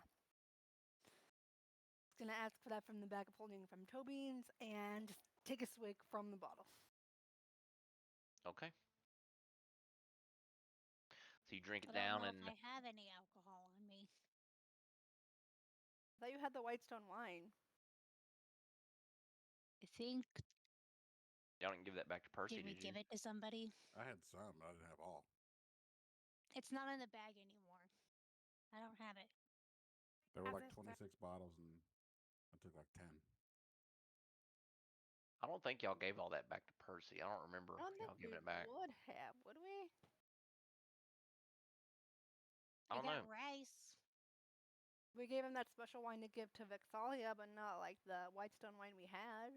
Right? Yeah. Well, it's not in the bag, so it probably got used up at some point. True. Could have drank it at some point. I feel like you still have it though. Like maybe Tobin's made. I don't know. Maybe we didn't add it to the bag of holding or something. I don't feel. Hey, Anna made I a don't mistake. remember. I had it in the bag of holding at one point. I'll say Anna made a mistake with the bag of holding. I don't know. I mean, I'm just I sitting here did really that trying to. specifically you. Well, I'm just trying to think. Like I don't remember. I mean, it's possible you guys gave it back to Percy. It's possible. I don't really remember that session much. I gave Percy back like 3 bottles. I kept Yeah, 2. because that was the airship one. There's a lot of logistics in that session alone. I forgot. It's hard for me to keep track of. I'll just give. Right, then I'll drink the potion of greater healing that Dylan gave me earlier. I just put. I'll give you one of the bottles. Wait a minute. Wait a minute. Wait a minute. Gergen has alcohol. Thank you, Gergen! Yeah, I just looked at his inventory sheet. I'm like, I feel like he asked for. Yeah, he has. It's called Frost Kiss Ale. It's his favorite. This is amazing. It's this. Coors Light. It's kind of like that. Yeah, it's basically Coors Light. So he pours you out a 16 ounce of it in his massive like horn mug that he has, and he hands it to you. Enjoy, Elsie. This is my favorite ale from the mountains. Thank you, Gergen. Let's see. Or you chug it. So interesting thing when you chug it down, and the amulet activates, it doesn't even taste like alcohol at all as it goes down. It actually tastes like one big healing potion. Wow. Great! The alcohol is amazing, Gergen. Power Thank of you. Coors Light, ladies and gentlemen. That's such a bad roll! Because it was like beer. Could have been Nether Light. I've been just 4 ones. Right? Natty Light, all ones. Alright, then I will still take the potion that Daloon gave me earlier. Okay. It's greater is 44 plus 4. Same thing. Let's see if I get a different result this time.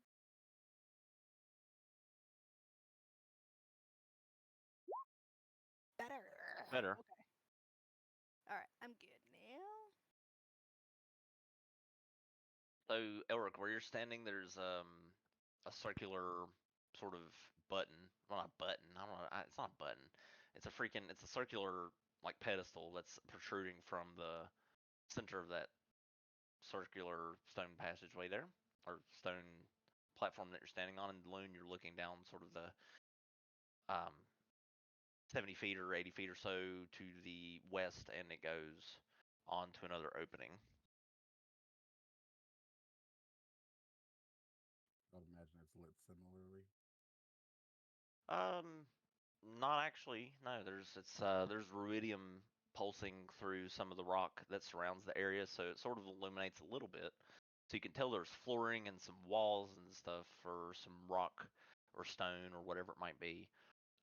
With your dark vision, you can tell, yeah, there is a pathway um that leads up to it, but it's not lit. I'll forward that, or I'll relay that to everybody.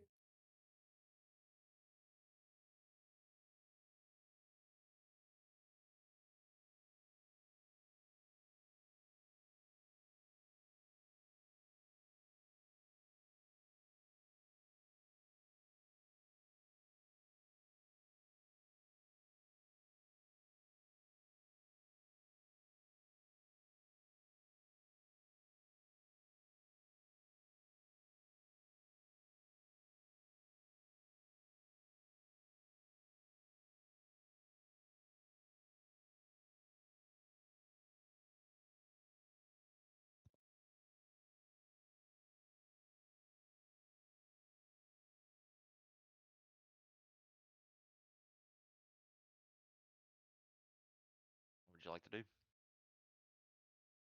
I've got about one more battle, and then I need to get some rest. So we can keep pushing forward. There's a room ahead. It's not, how the kids say, lit, figuratively and literally. Oh shit! I left out an item. There's actually there were 5 potions that fell out. I'm sorry, but one is it's a potion. The 5th potion is something none of you've ever seen. I thought there were 6. 3 healing and then 3 that don't look like.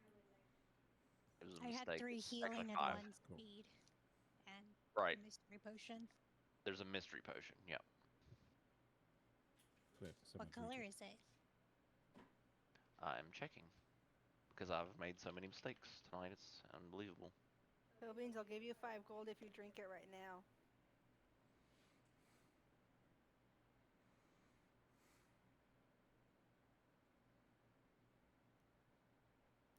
Well, the actual vial itself is this radiant gold, and has this the cork on the top of it has this sort of cat-like model sort of corking it. Let me see if I can get a better image of it. Do we need Soren to identify it? As well as all the other items that we don't know what is going on with those?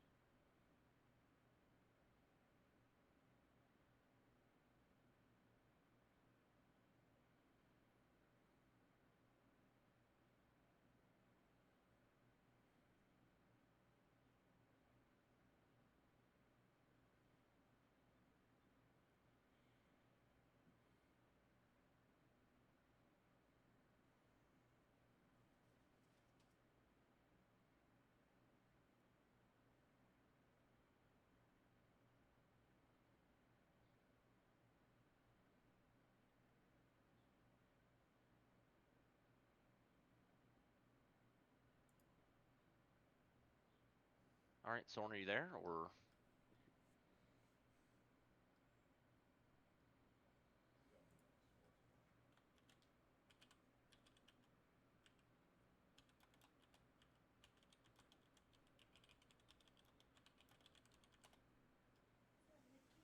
Mm-hmm. What's he saying? So let me know when you're done. I just got a phone with Nana and my mom. What? Nope. Sorry, I was talking about Minion. My bad.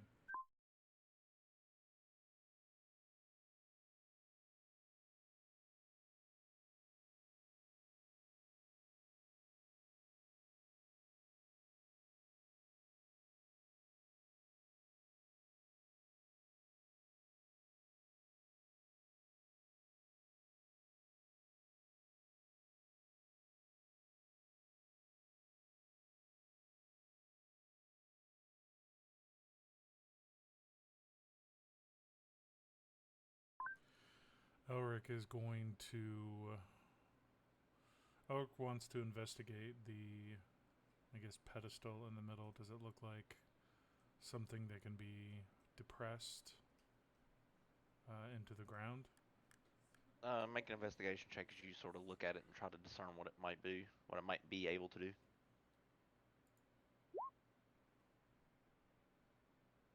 At first glance, yeah, it seems very similar to a depressible plate that would trigger some traps or other mechanisms. It does look like it has some room for it to go into the ground if a certain amount of weight was put on it.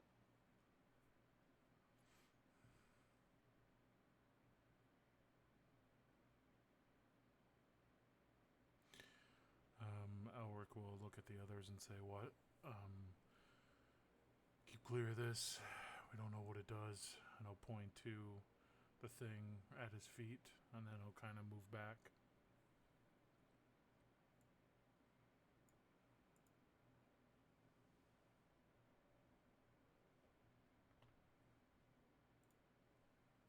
Since I have a bad track record with traps, I will not be touching that.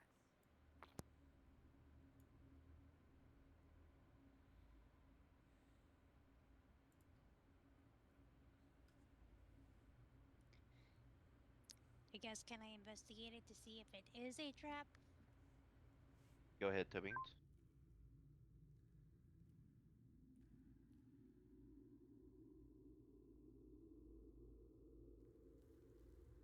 You don't think so, but you're not sure.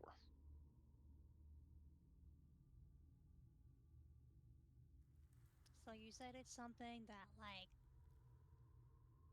can be depressed? I'm sorry, I'm just trying to better figure out what I'm Yeah, looking at. it's a 5x5 circular stone pedestal that's protruding from the ground, just like a floor plate.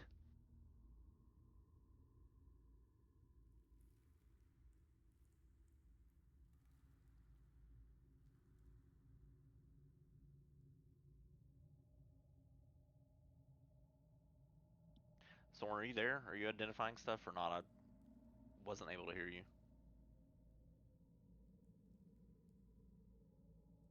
Could be Because I think muted. he's either away.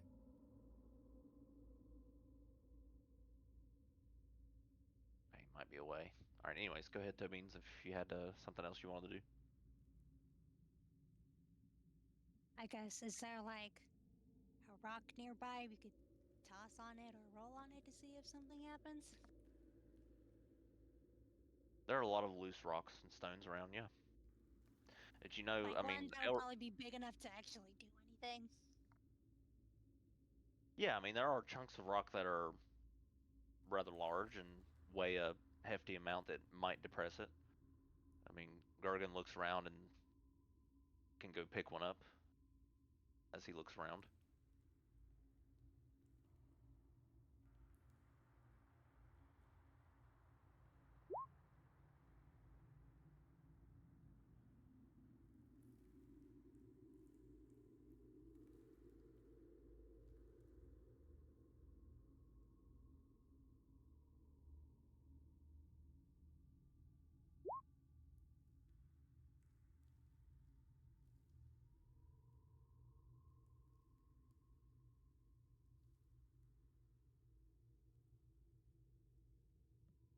Well, I'll ask Gervin if he's willing to toss a hefty stone onto the circular thing. Okay. So Gargan will go get a heavy stone from over here, where the skulls are at,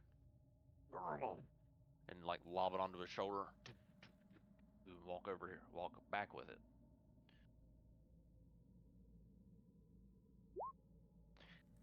And he will take the stones, the heavy stone, and set it down on the on the floor plate, and it goes and it sinks down.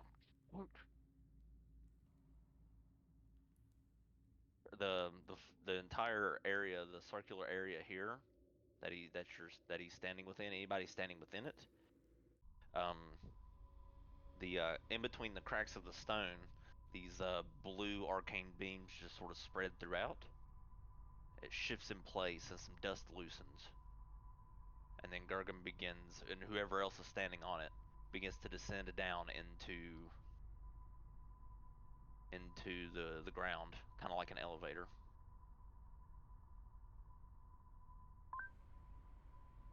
Elric will step forward and join Gergen. Okay, it's going. I mean, it's going pretty quick. So yeah, you step in just in time, but you drop down about 5 feet before you land on it. So everybody has about a round to get on it before it keeps going down. Jump. The Breel jump on. Same.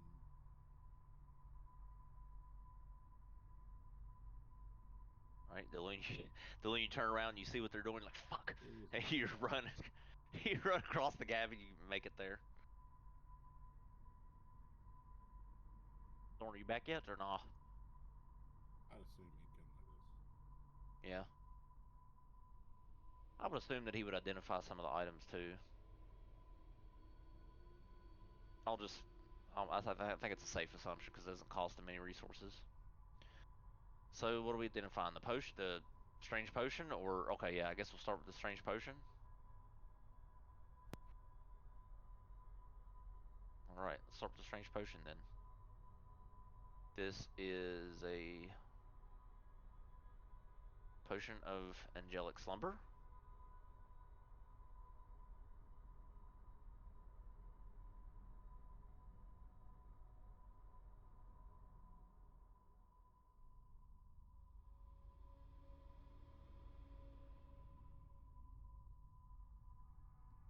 Wow, that's nice. Yeah, good potion.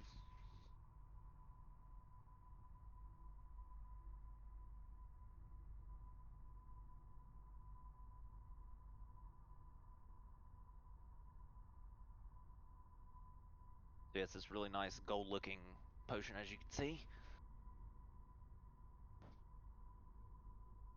I think the creature on top looks more like an ox or like a cow than a cat. Yeah, I mean, the image isn't great, so I can't tell what it is, but I'll load up Baldur's Gate 3 later and see if I can get a closer look. So if it's a cat, is it like a cat nap?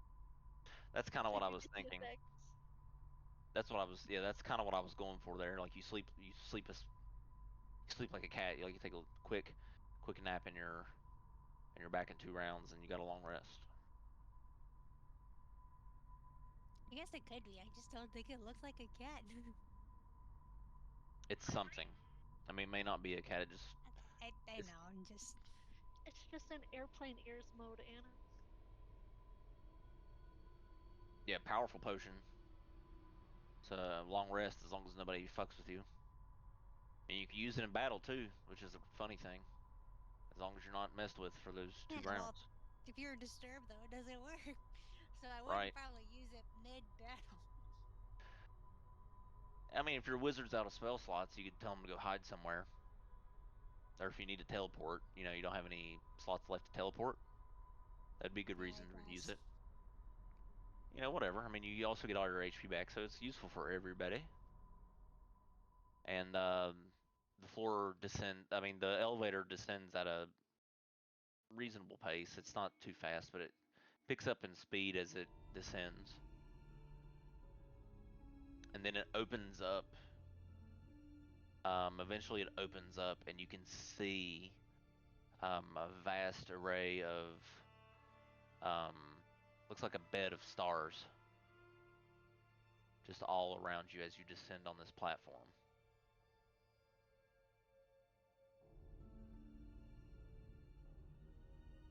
For what seems like forever.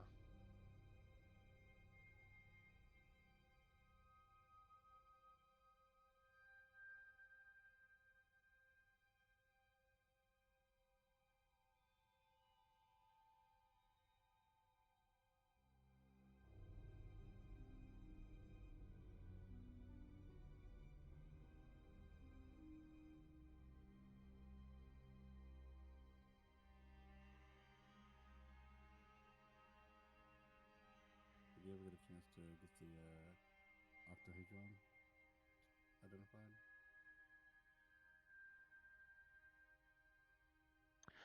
Yeah, just a second. But yeah. Give me just a second on that one. Or should have minute? That is another brewed item. Let me see. As I try to find the map that you're all supposed to be on. Pretty sure I probably just looked over it.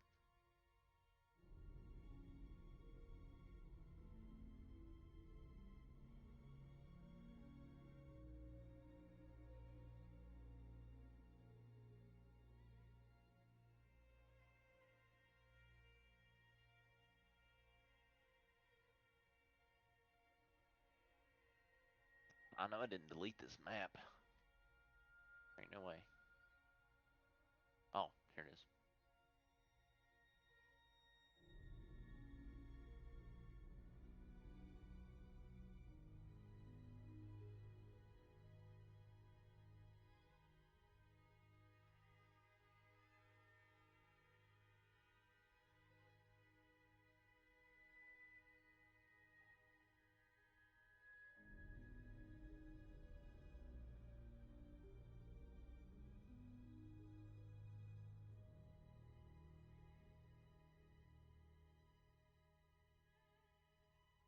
give me just a second.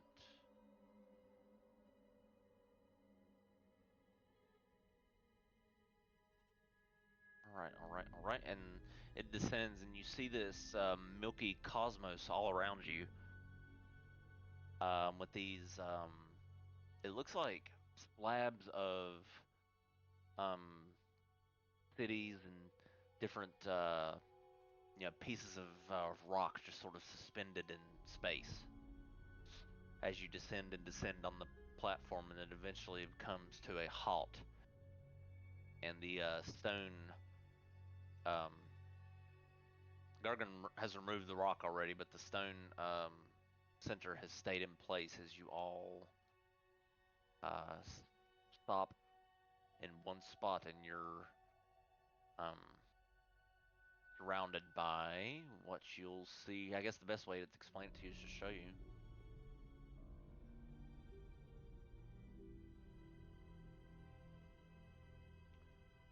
I don't have to waste time illustrating. I can just show you.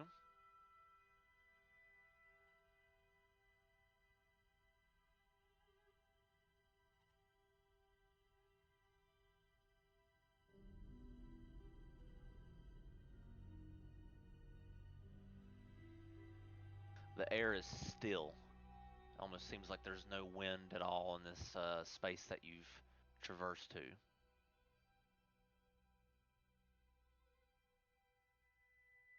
Oh, this place seems nice. There's a circular center slab that's supposed to be there from the previous map as the elevator, right? Quote unquote. I'll put that on probably some other time, but you appear in this space.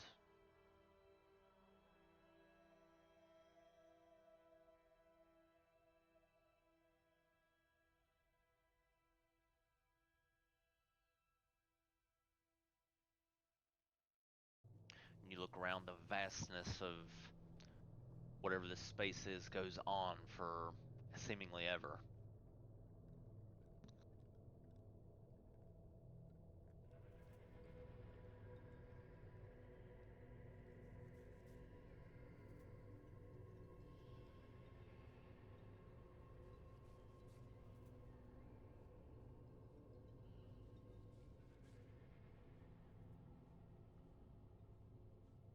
Is the space that we descended from just is it visible up above? You look up, and I mean, you were riding this elevator, probably for a solid 10 minutes as it descended. So you look up, and you see like a pocket, a small circular pocket that you descended from, but it's heavily obscured by uh, cosmic winds and a few speckles of starlight that are bouncing in between one another. You look at the octahedron, and similar phenomena going on within it as it illuminates this hazel like color.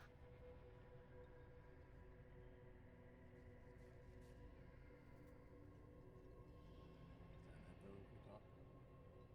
Where is the dragon orb?